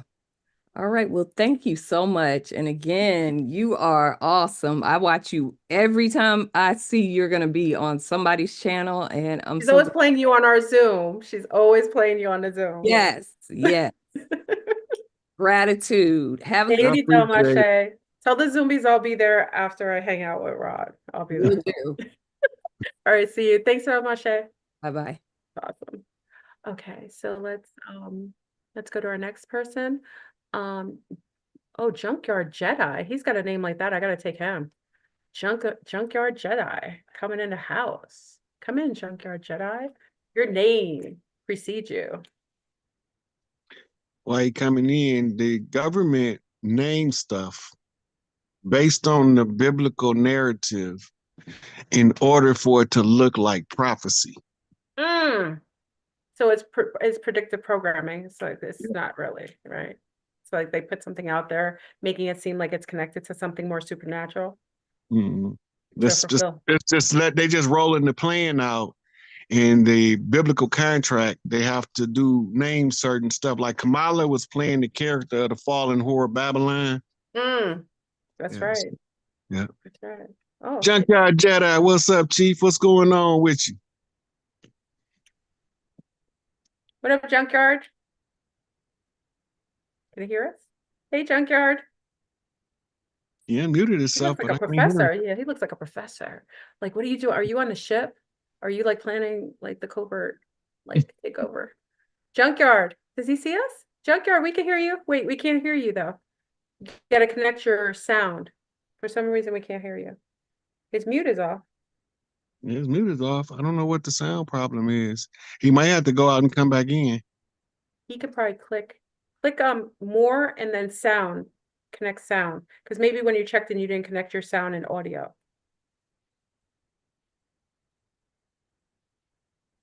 No? I want to hear what he has to say. Okay, so he's gonna come back in. Don't worry, Junkyard. We got you. All right, so let's take let's see next. I don't know much about the South African Zulu Sanusi named Credo Mutwa. Somebody asked me that kind of what I know about Credo Mutwa. All I know is that everything he told David Icke was the truth. Absolutely. Absolutely. Okay. Come in, Nisi. Hey, Nisi. Hey, C Star. Oh, she's so pretty. You got to unmute, sweetie. Nisi. Nisi. I think she's on mute. Push me. Push. Yeah, I got it, I think. She's got it. Hey, Nisi. Hey, Turn your baby. camera on too while you at it. We I want to am, see you. I am. He's so funny. Hold on. Why does it say He is start gorgeous. video? She is. Thank She's you. beautiful. Please allow Zoom Workplace to access your camera from device setting. I don't know why it's asking me to do this. It's never asked me to do that before. You're okay. We can see you. Your picture. Oh gosh. So peace. I had a question about the Golden Children activation that Dr. York talks about. Mm-hmm. Okay, so since he's still kidnapped, what do you think? How is that activation supposed to work? Because I know it said that he's supposed to be able to touch you, right? He sent me the assignment and I'm doing the work. Well, when I be talking, I'll be flipping light codes, and those ones that he pre-programmed to receive the light codes will automatically know what to do on their own with nobody telling them once they hear the right code. Okay, gotcha. Gotcha. Yeah. That was my question. Look at Nisi. Okay. Thank you, Thank Nisi. you, sweetie. Oh, no problem. Okay, peace. All right, peace. Okay. That was great. Okay. All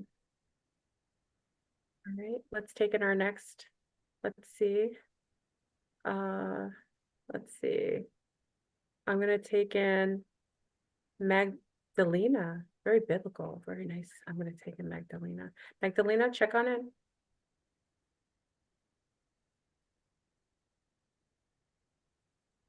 Hey, Magdalena. Hey, Magdalena. Hi, I Hi, was how are you? listening from YouTube to this. I'm so happy to Welcome. be here. Thank you. I've been watching you since like 2019. I'm so grateful Oh, to I'm so sorry for you, but I'm not though, but I'm sorry.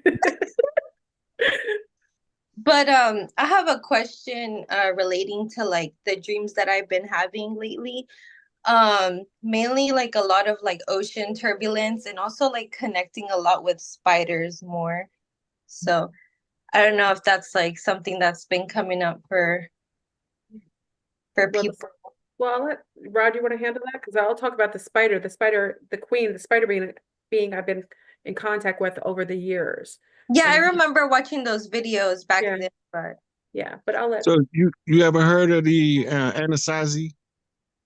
no, not at all. Okay. In Africa, they have a guy called Anansi. Mm-hmm. And over here, we have a tribe called Anasazi. Both of them use the totem animal of the spider. Okay. The the function of the Anasazi tribe is not to be an individual tribe, but to be a scattered tribe network that bring all tribes together. Mhm. Right? Water is symbolic of spirit. Right? So when you see water in a dream, then whatever the water is doing is telling you the spirit around you is performing the function that you see in the dream that the water is doing. If the water is turbulent, that means that you move in spiritual energy and a massive amount of force behind it. Mm. Where are you from? Right now I'm in Texas. That explains a lot. Yeah, and it So, makes sense because even earlier today, like I saw someone while I went out to eat and I was just like, oh, I like your necklace. And even like me saying that, like it was like that connection because after that I saw a spider and I was just like, dang, like we're a tribe spread out and like we really like need to like snap out of it and like connect, you know? Like even me like saying what's up to him was like that connection. Linking up. A lot of us are meeting up with our grandmothers and grandfathers, old tribal mates, or friends of the tribes, people they walked on paths and met upon, and said maybe one day our great grandchildren will meet. So, the spider being that I was in contact with, she talked about being part of the World Wide Web. You know, the interconnection between the different realms, the dimensions, and the quantum field. And the fact that you're dreaming about it definitely feels like it's some form of sinking in or building like you know how they build a web, like one Yeah. piece of the web that will connect to other pieces of the web. And I feel like a lot of us now are meeting up with people energetically who we're more in sync with, and also energetically building our own like telecommunication between the realm of the quantum field. Yeah, he you, had a baby with him too, like a newborn baby. So that's how you Aw. said that. Yeah, the connection. yeah. So you remember the movie American Gods? No, I'm gonna watch it. Okay, they got a character in there named Nancy, Mhm. played by Orlando. Is his last name Jones or Johnson? Anyway, played by his name Orlando, but he's playing the character Nancy. You gotta listen to his monologue because when he's talking, he's channeling. That ain't in the script, and that's why they fired him. Mm. It ain't in the script. I'm gonna tell you somebody else who go off script a lot in their movies is Cicely Tyson. Yes. Yeah. When she was talking to Robin Givens about her father being a full-blooded Iroquois, that was not in the script. That was her. Mm. In the Tyler Perry Family Vacation at the end, when she's doing the speech on the porch, that is not scripted. That's her. She is a high priestess Iroquois. She left out with her work being done. That's why she left at 96, because 96 flipped 69 means she left on the balance. Mm. That means she did what she came to do. Mhm. Right? So the web of the spider of the Anasazi is symbolism for the network of women on the mitochondrial psychic network. Mhm. It's a certain amount of sisters from all over the world. As long as they got a uterus, they tuned in. As soon as he said it, a low humming as he's saying it. I'm actually hearing it too in my right ear. Oh my God, that's crazy.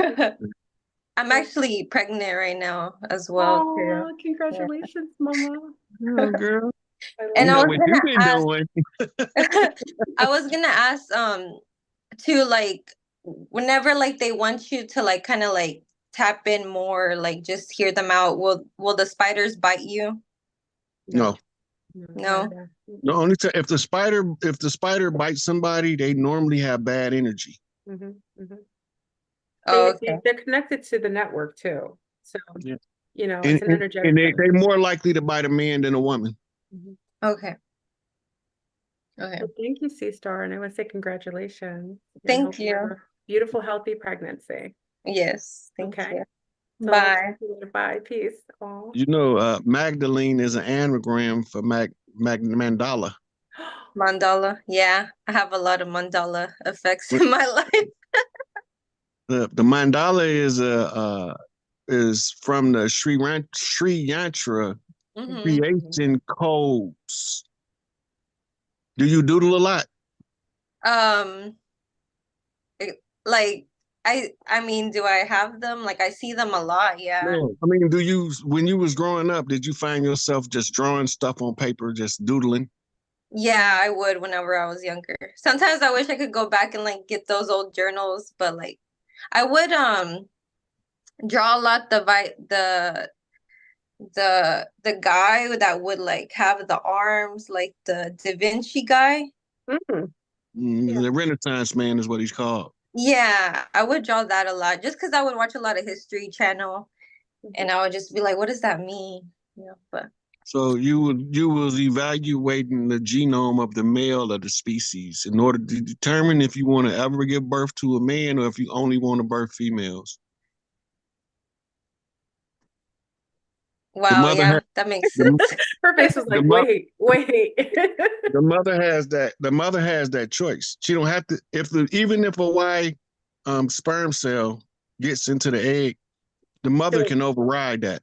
Yeah. And also All I agree. Yeah, I all have babies nothing but start off boys. I have female. two boys. Yeah. That means that when you was designing, you either found a cure for something you didn't like in the genome to put in your sons, or you agreed with the current genome and you produced the boys according to the men you are aware of.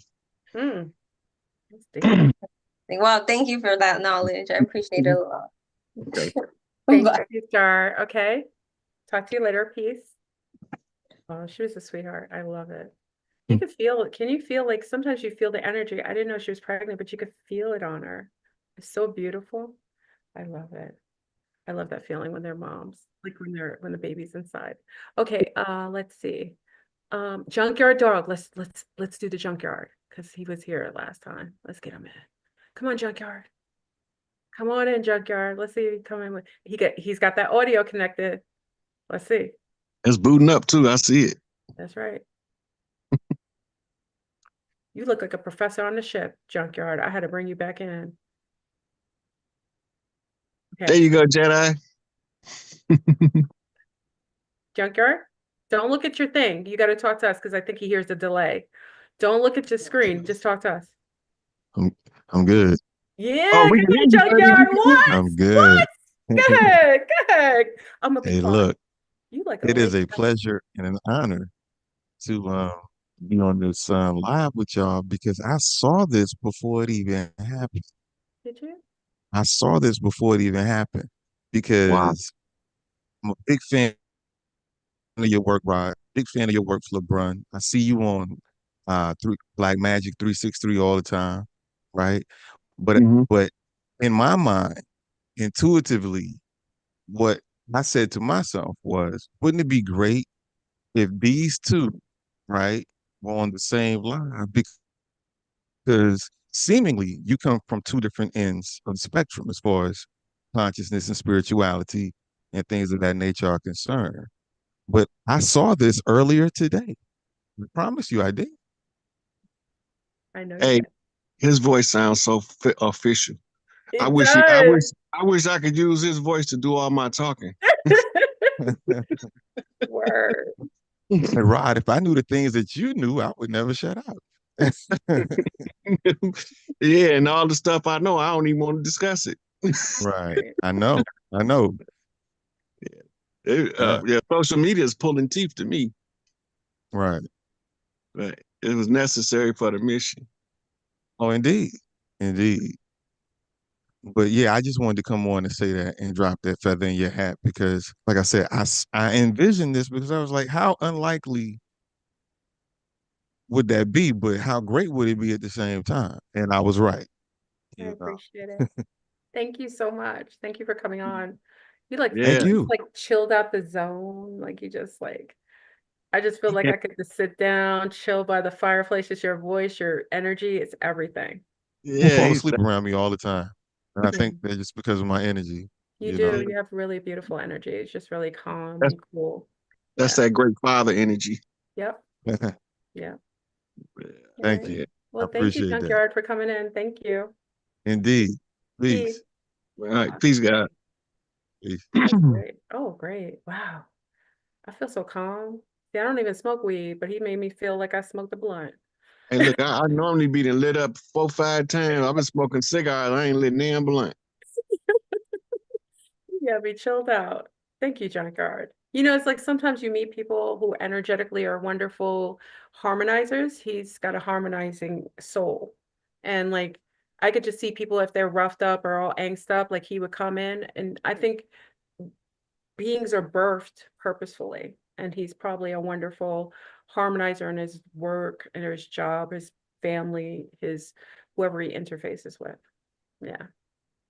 Okay. Somebody corrected me on the divine feminine energy, said it wasn't the Renaissance man, it's called the Virtuian man. Is it The Viturian man? Virtuian man. Oh, I don't think she spelled it right, but okay. I know what she's saying. And I remember it too, since soon as she said it. Yeah, And that let you know I ain't above being corrected. that's right. This is our sun star Daryl. These are my people. Come in, Daryl. Vertuvius. Hello? Hey, Daryl. Can you hear? Yeah, we can hear you. I turn your camera on. I hear you with the mute. Okay. There you go. What up, Daryl? Hey. What's This is going my on, homie. brother? That's good. Chief, You looking all. Where you going, Daryl?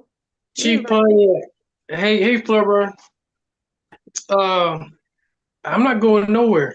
You're supposed to be on Zoom tonight. I hope you're not going nowhere. Yeah. I got one question and one request for Chief Pontiac. Let's hear it. I'll do the request first. There's a song called Harvest of the World by the Isley Brothers. Mm-hmm. So that's Will be a harvest for the world. right.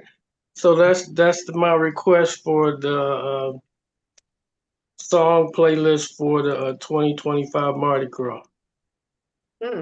Ooh, that's potent. That's potent. I'm gonna keep that in mind. Okay. I'm gonna keep that in mind. That's a good song. Yeah. My question is, Donald Trump in 2018, I think 2018, he met with a lot of African American business leaders, so-called African American business leaders. And he said, and you African Americans, you better learn your history and learn it well because you're about to repeat it. I want to know what he meant, and I want to know how come people didn't ask about what he meant, you know. Okay, now remember, African Americans and Americans is two different groups of people. I refer to us as organic Americans, originals to the land. African Americans are migrants or immigrants. And some of them were forced immigrants, but they're nonetheless immigrants. And him talking to the people he was talking to, it depends on who he's looking at. Is he looking at one of us or is he looking at a dirty Moor? It becomes relevant because they got kicked out of Europe. And if them people he was talking to, they finna get kicked the F out of here. Now, recently, he announced that the formerly unrecognized tribes of Black Americans will be recognized under this upcoming administration. And he said on several occasions that he support the cause of the formerly unknown Indians. So he's directly talking about us. So if the people he was talking about just so happened to be the invaders, he probably told them right. They about to get off the land. But if he wasn't talking to us, telling us a history, because we're not finna go through that bullshit no more. Okay. All right. Oh, okay. My reflex thought was back in 2018 was we're not, if we're assumed when the majority assumption that we were slaves instead of prisoners of war. My assumption was, well, we're not going to do that again, you know. But I like you answered the question though. Yeah. Well, we was Thank- POWs, but most of us are unaware that we was POWs and actually believe we slaves. We was never slaves. We was prisoners of war. We fought. We never stopped fighting. They reclassified us. They erased us off paper, and they marginalized us with their systems. And now, as Tupac would say, we back for everything they owe. No longer oppressed, because now we overthrow those who put us in this rotten mess. Right? Right. So Trump just a puppet. You know, he got a Geppetto behind him, pulling his strings. He can't do nothing that we don't want him to do. And if he was going to go against the return and the great redemption, he wouldn't be sitting where he's sitting.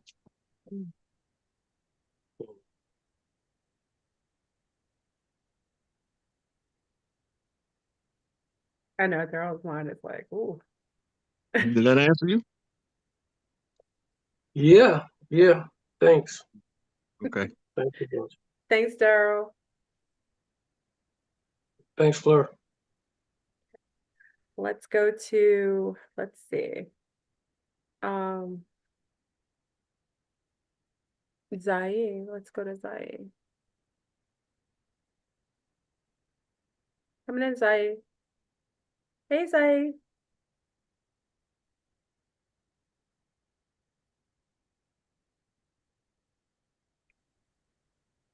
Can you hear me?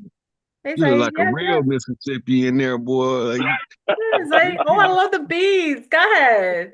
Oh, man, thank y'all so much. I really, really and truly appreciate it. This is so wild because a while back, I was like, man, we got to get Fleur and Rod on a show together somehow, You somewhere. said it left the other time on Zoom too. Yeah. Yeah. So I was like, I was outside, right? I left my phone in the car. Yeah. I come back and I'm like, okay, let me hop on this live real quick. To my surprise, both of you guys, this is incredible. Thank you. I'm happy. Yeah, Rod wanted to even talk with me. what? You know, Nah, I've been waiting to talk to you, Flo. Remember when you were listening to one of my lives and you had that massive download and you wrote all that stuff? Yeah, yeah. Okay. That lets you know how You long I've remember been waiting. that? Yeah. You don't remember one thing when you were talking to my Zombies when I was in Brazil and I got really sick, so I couldn't talk, but they were talking to you. Yeah. man. No, So you don't good. know that one. You didn't even know. I probably didn't know it was your Zoom. You didn't know. Yeah, you didn't know. I'm like hiding in the background. Sleeping in Brazil, in the jungle. Go ahead, Saeed. Man, this is great. So my question, first of all, shout out to you both. Shout out to Rod. Shout out to you, Fleur. We really appreciate. I personally love both of you guys. My question is because we have a lot of shifts. We have a lot of things that are influencing other things that are a byproduct of everything that we're experiencing. So what influence is this shift going to have on all of the calendars worldwide from each culture? I know this is a broad question, but I want to know what it's going to do to the Gregorian, you know? Well, right now we have certain tribes that have their own calendars. Okay, yep. So we have to change the calendars. We have to change the names of cities. We have to change the lines of demarcation. A lot of that's going to take place after we get done getting rid of the invaders, imposters, wherever they come from, and send them back to where they belong because they don't belong here. Okay. But in that's like probably like 8-9 years up the road before we get the full layout of the new names for cities and the people from each city will be requested to come up with suggestions for names for their cities.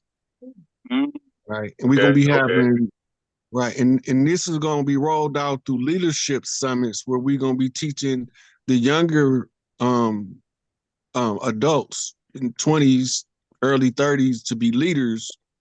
okay.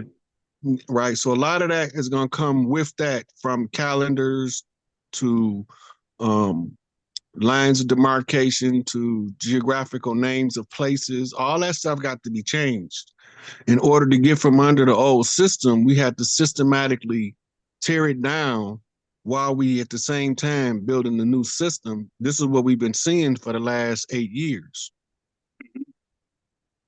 Right. Okay, okay. That makes a lot of sense. I know,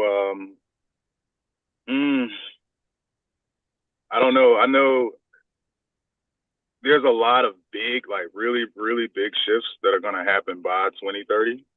Mm-hmm. And so there's a lot of things that I've been anticipating personally, with regards to what could potentially like sneak through the back door as far as shifts. Oh, we ain't going Because through there's no a lot back of stuff. doors. We coming straight Yeah. up the middle. We ain't going. They know we don't use back doors no more. Okay. We Okay. kicking the front Yeah. door off the hinges if they don't open it. Remember Yeah. Tupac said we was in the 60s, we were singing with the Panthers. Now we coming through the lock with cats peeled. You know, we ain't Martin. We ain't non-violent. We just choosing not to use violence because the condition we was in required us to educate ourselves out the condition. If we had to go to bloody war, we would have been fought the war. But most of us didn't understand we had to educate ourselves above the condition. Once you get a certain amount of education, and all of the slavers knew that once a man is educated, he's not fit to be a slave. Right? So we ain't asking, we ain't begging, we ain't crawling. We telling these motherfuckers to get out the way. Excuse my language, Fleur. We telling them, we here, we ain't never left. We always been here, gonna always be here. Whether you like it, whether you don't like it, whether you get an attitude, whether you don't get an attitude, with none of that, we got the same sympathy they had for us when we were suffering. That's the sympathy we got for them. The same sympathy when we was burning on pylons, when we was dangling the strange fruit across the South. That's the sympathy we got getting rid of these mothers. We don't got no sympathy. No empathy, no sympathy. The only empathy we got is with our people that went through that nonsense. It's over with. Now we on the campaign trail to raise the consciousness of the rest of the community by offering the free knowledge. My brother and sister paid for this knowledge. I ain't had nothing else to do with it but give it to the people. They bought me all them damn books. So now that I done learned what I learned, I come to give it all back for free. Because it's already paid for. Yeah. Gratitude, gratitude. Appreciate it. Thank you, Zai. I'll see you later. Peace, Chief. Later. Aw. You were so adored. I want to let you know, if you don't know already, you were so adored. You are. It took a long time of being the pariah first. Well, listen, believe me, I understand. You know what I mean? I understand. But it's really pleasant. I'm really so happy. You want to take some more questions? It's up to you. Let's do, it's 10:42. Let's do 3 more questions. Okay, let's do it. Okay.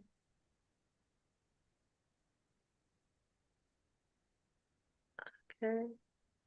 Let's do our Francophonic. Marie-Jean Mondessier. Mondessier. Bonjour, bonjour, bonsoir. You speak Bonsoir. French? Yes, that's my first language. You know what? When I talk to Ibrahim Traore, I got me a translator now. Hey, Marie. I love her name. She's very similar. Just push mute, mama. I don't know if she knows to push the mute so we can hear you, because we can't hear you. Yeah, it's Yeah. the microphone button. Yeah. You see it, Microphone Marie? check 1 2 1 2. Morpheus, come now. What you gonna do? Marie, can you get in? Come on, Marie. Come on, my francophonic sister. Come on.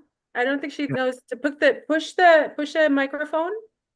Push the microphone, Marie. Oh, okay. I'm gonna come back to you, Marie. I think it might have been hold on. I'll put you in waiting and just come back in, okay? All right. Let me put you back in the room. Okay, she'll come back. Okay, let's take another guest. We have let's see, Denise. Let's take Denise. Come on, Nick Denise. KP74. What's up? Hey, Denise. Where's she at? Oh, there she goes. Just Beautiful. popped This up. is Denise. This is my Denise. I love the image. Look at the image, Ron. Yeah. Come in, goddess. You absolutely must choose yourself in time. If you don't say anything, your image says it all. Marie, Yeah. Denise, push your mic. Maybe the microphone. Is it funky on people's thing? Denise, push your microphone. No, maybe? Denise? I think this is Denise. Can you push your microphone? I don't know what's going on. Okay, Denise. Shout out to Kazoo. Light Code Radio in the house. All right, Denise. I'm gonna put you in the waiting room. Denise, you said a lot with your image and your statement. So you already made a wave. Okay, let's bring in. Okay. Spear Chuck Jones, come on in. Okay, one more after. Well, we didn't even take the 3, but okay. Spear Chuck Jones, come on in. Hey, Spear Chuck Jones. The audio, I see the audio working now. You saw it? Spear Chuck Jones, pick your microphone, push your microphone. There you go. What's good? There you go. Okay. We're out there. You're there. Turn off the computer. Look at us. I don't know what I'm doing. We over here. Look at us, Chuck. Hey. There you go. Spirit Chuck Jones, push your microphone. Push your microphone. I wasn't. Hey, how you doing? Good. Turn off the computer though, so we can hear, because we Oh, can't. you gotta turn the volume off on your computer because we getting feedback on this. It might be my Bluetooth. We over here. I still see us. Here? Yeah. Okay. Here you go. Hey, Spirit Chuck Jones. Okay, I don't know how to turn this off. Can we come back to me? No, I want you now. You know I'm a Sagittarius. I'm not patient. It might be my Bluetooth. Maybe. See how aggressive. See, now I can't hear you. Can you hear us now? You can't hear us now? It must be something he has on. Yeah, it's a double. Hold on. I think it's. We can hear you now. We can hear you. Is that, you can hear me? Yep. That Yep. better? Yep. The echo's gone. Oh, I wasn't ready to come in yet, but hello, everybody. Hi. I'm loving it. And you know, we go way back, FleurBrun, from your Florida Purple convention. Yeah. And it's been so great to get back in touch with you and see how things have progressed. I've learned so much and been through so much. It's wild. I mean, I'm not ready yet. I wanted to smoke a little bit more and then come back if that's possible. Well, we got 2 more. We'll give you a moment. You want to take a little breath? Okay. Look at it. Yeah, because I finally got this down. I was just trying to get Clinton said he comfortable. didn't My first time inhale. doing Do you the plan to camera. inhale? Because Clinton said he didn't inhale. Do you plan to inhale? Indeed, so it gets me. Okay, just making sure. Makes Just my clear. album great, and it's my music, and things are coming together. But yeah, keep on, and I'm listening. I'm All just right. tuned in. I just come if you Yeah, have look, time, come back I to me. think I we got them appreciate coming you. off. Love Okay, you we'll both. come back to you. Don't Thank you worry very about it. I'll much. put you back in the waiting room. Oh, I Okay. love it. Just the presence alone. You don't even have to say anything. I'm feeling the vibe. You know what I mean? Okay, let's take 2. Okay, 2 more, and then that's it. We're gonna let Rod chill, get something to eat. You know what I mean? FleurBrun's taking up all his time. I'm sorry, Rod. I took up all your time. Okay, let's take in. Hold on. Let me go. Let's take in. Hold on. I've got so many people in here. Oh my God. Okay, I got to do a telepathic exchange. Okay. Um. Let's take in Philippe Titus. Philippe Titus. Philippe Titus. Philippe.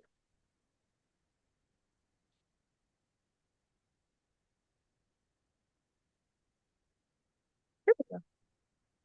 Hey, Philippe.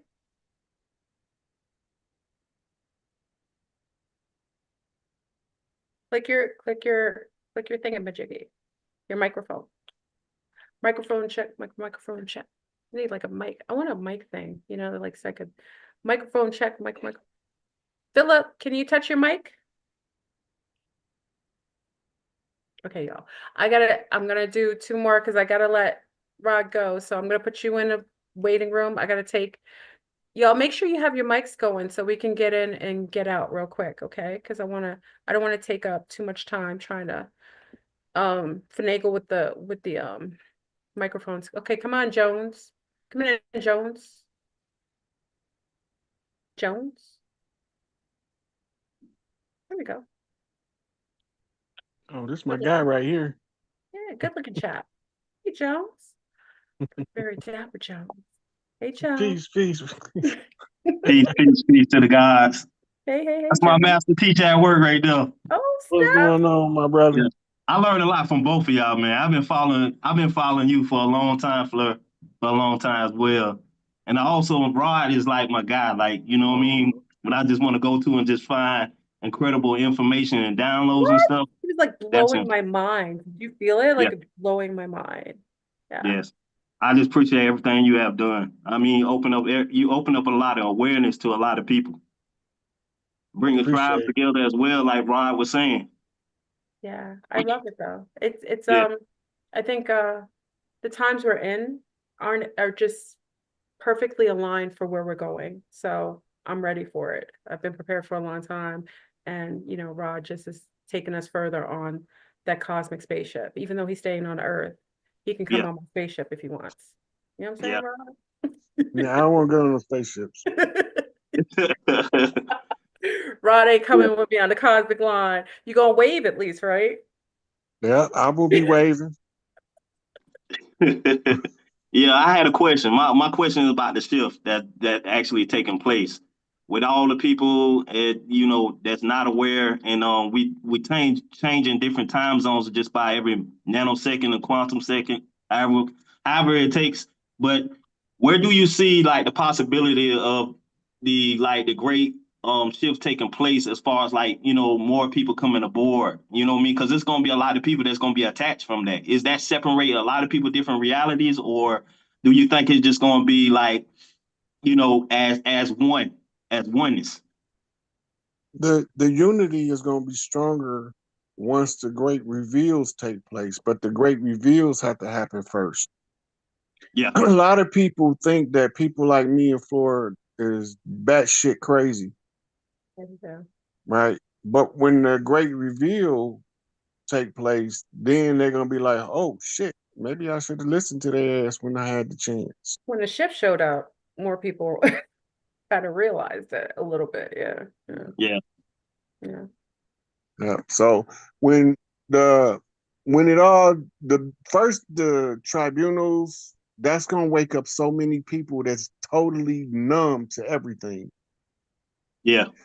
When they see all of the military operations that they don't think is happening, when those take place, then it's a lot of people gonna be like coming back to us saying, "I thought you was crazy.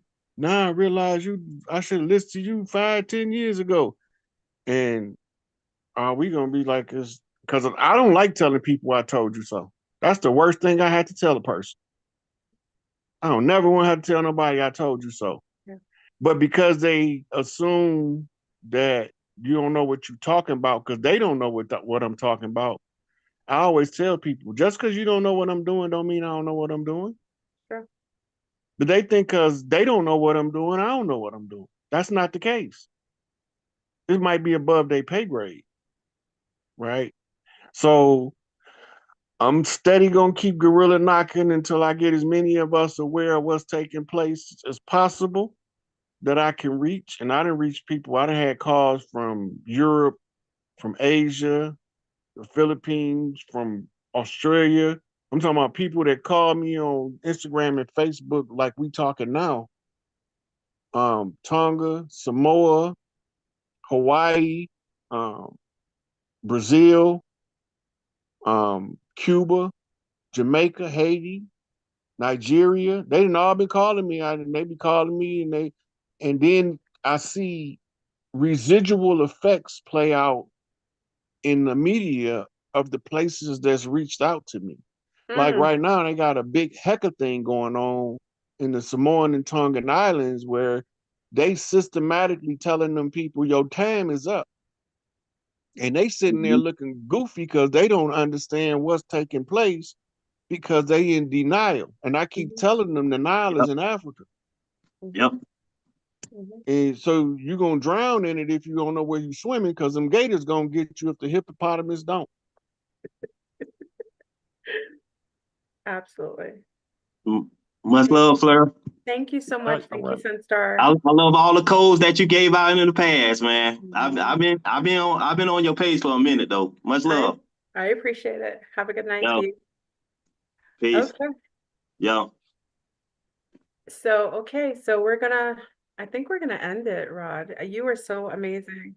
Thank you. I You wanted got one everyone to more. thank. I'm gonna put Rod Hayes' Cash Mhm. App in there again. Definitely give some gratitude and some amazing just energy, gratitude energy. However you can. You got, He you got came one on. more question to take, Flor. One more Based on question? what you said earlier, Yeah. you have one more question and then we can go. Okay, good. Okay. Yeah. Okay, hold on. Tell about it. Okay. Maybe we should take Spirit Jones because Spirit Jones probably smoked up. You think he's ready? No, I don't think he had a question. Let's take someone new. Let's take.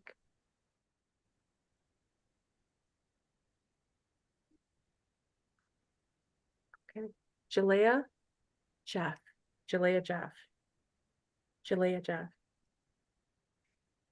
Hi, Jalea. Hey, C-Star. Can you hear me? Yes, we You can. beautiful. Oh my gosh. Hello. I'm so pretty- happy Hey, to pretty be on girl. with both of you. Flor, I just want to say, I've been watching you since you made the video in the swimming pool and you were talking about the nomos and the aquatic beings. Rod, you're a legend. You already know. So I have a question about astrocartography. So I've been kind of diving deep into my astrocartography chart. And I have a Venus line going towards the eastern side of Brazil. So I've been kind of being pulled towards Brazilian culture. I all of a sudden want to learn how to samba. And even in North America, so that's South America. North America, so I was born in St. Louis, raised in North Memphis, Tennessee. Beautiful. And Rod, I have a question about why I'm so drawn to the Cahokia Mounds, which Cahokia is not too far from St. Louis, where I was born, where all my family is. So that's kind of a two-part question. One, why am I being so drawn to Brazil? And two, why am I always drawn to the Cahokia Mounds when I visit my family? I'll take the Okay, the first one is Brazil. Yeah. You ever heard of Los Carnaval? Yes. Uh-huh. Okay. That's their version of the Mardi Gras celebration. Yeah. Okay. Yeah. Those are kindreds. And you can tell in the culture. It's something in their culture that's so pronounced that in order for you to bring it back over here, you have to study them. Okay. So your attention be drawn to them to remind you of something that you're supposed to do over here that they doing down there. Okay. Now, the Cahokia Mounds is near St. Louis, and you was born in St. Louis, meaning your spiritual composition draws from that energy. So you might have ancestors buried there. Okay. That makes total sense. That makes a lot of sense now that you say that. Because I'm always going there to meditate, or I'll just walk the mounds. There's like a huge stairway. I'm just always drawn towards that area when I go back to visit. Next time you draw in there and you go to that area, put your knees, your palms, and your forehead to the ground. Take a deep breath and ask your ancestors, why do you keep calling me here? They might not instantly tell you, but you're going to feel something. Mm-hmm. But when a short period of time, it's going to either dawn on you like an aha effect, like, oh, that's why I keep going there. Or it'll come to you in images, depending on your learning style. That's why it's necessary for us to learn our learning style, because our psychic abilities is tied to our learning style. So when Right. you get your answers from spirit, it's using how you learn to give you the answer. If you learn in audio, it'll give you a sound, a song, musical notes, or it'll give you a voice in your ear or something like that. If you learn visually, it'll play images in your Mm-hmm. mind. And it'll be like you watching the movie right in front of your forehead, but you look up like this and you can't see it. Yeah, I definitely get a lot of visual images and a lot of dreams. Like when you speak about like dream walking, I definitely get a lot of that Yeah. for So, sure. yeah, that's probably your tribe. You might be a high priestess from your tribe. Wow. Well, thank you both. I appreciate it. And just a reminder about the Brazil, remember, we're from the Americas. And remember, a Mm-hmm. lot of our ancestors weren't just set in one place. We merged with each other, we made it with each other, and we exchanged. So if you're feeling a need, just like my family originally is from the South America, Brazil and Guyana, Mm-hmm. you know, we went back and forth. So you may feel a need to have, like Rod says, it's like once you're on land of ancestors, you pick up something and then you bring that energy back, and it Bring helps it back. bring that back. Yeah, bring it back. Bring it back. Wow. Okay. Wow. Okay. Thank Okay. you. I appreciate that. Thank you so much, C-Star. You're welcome, sweetie. Have a good night. Okay. And I want to thank everybody for coming on tonight. Thank you so much. Thank you, Rod, for coming on and joining. It was like a full conversation like that we should have had a while ago. Thank you so much for teaching me and illuminating me to things that just I hadn't any idea about, and it just makes me think a little differently. So I thank you for that. And again, I put Rod's Cash App in there. Give him a little holiday occult cheer, you know what I mean? And I look forward to having Rod on again if you guys want us to do another dynamic duo. Okay. So thank you, everybody. Thank you for coming in. Thank you for that. Hold on, so peace, everybody, from YouTube, and me and Rod will come back to you another night. Would you like to say anything, Rod? Give them again where they can contact you.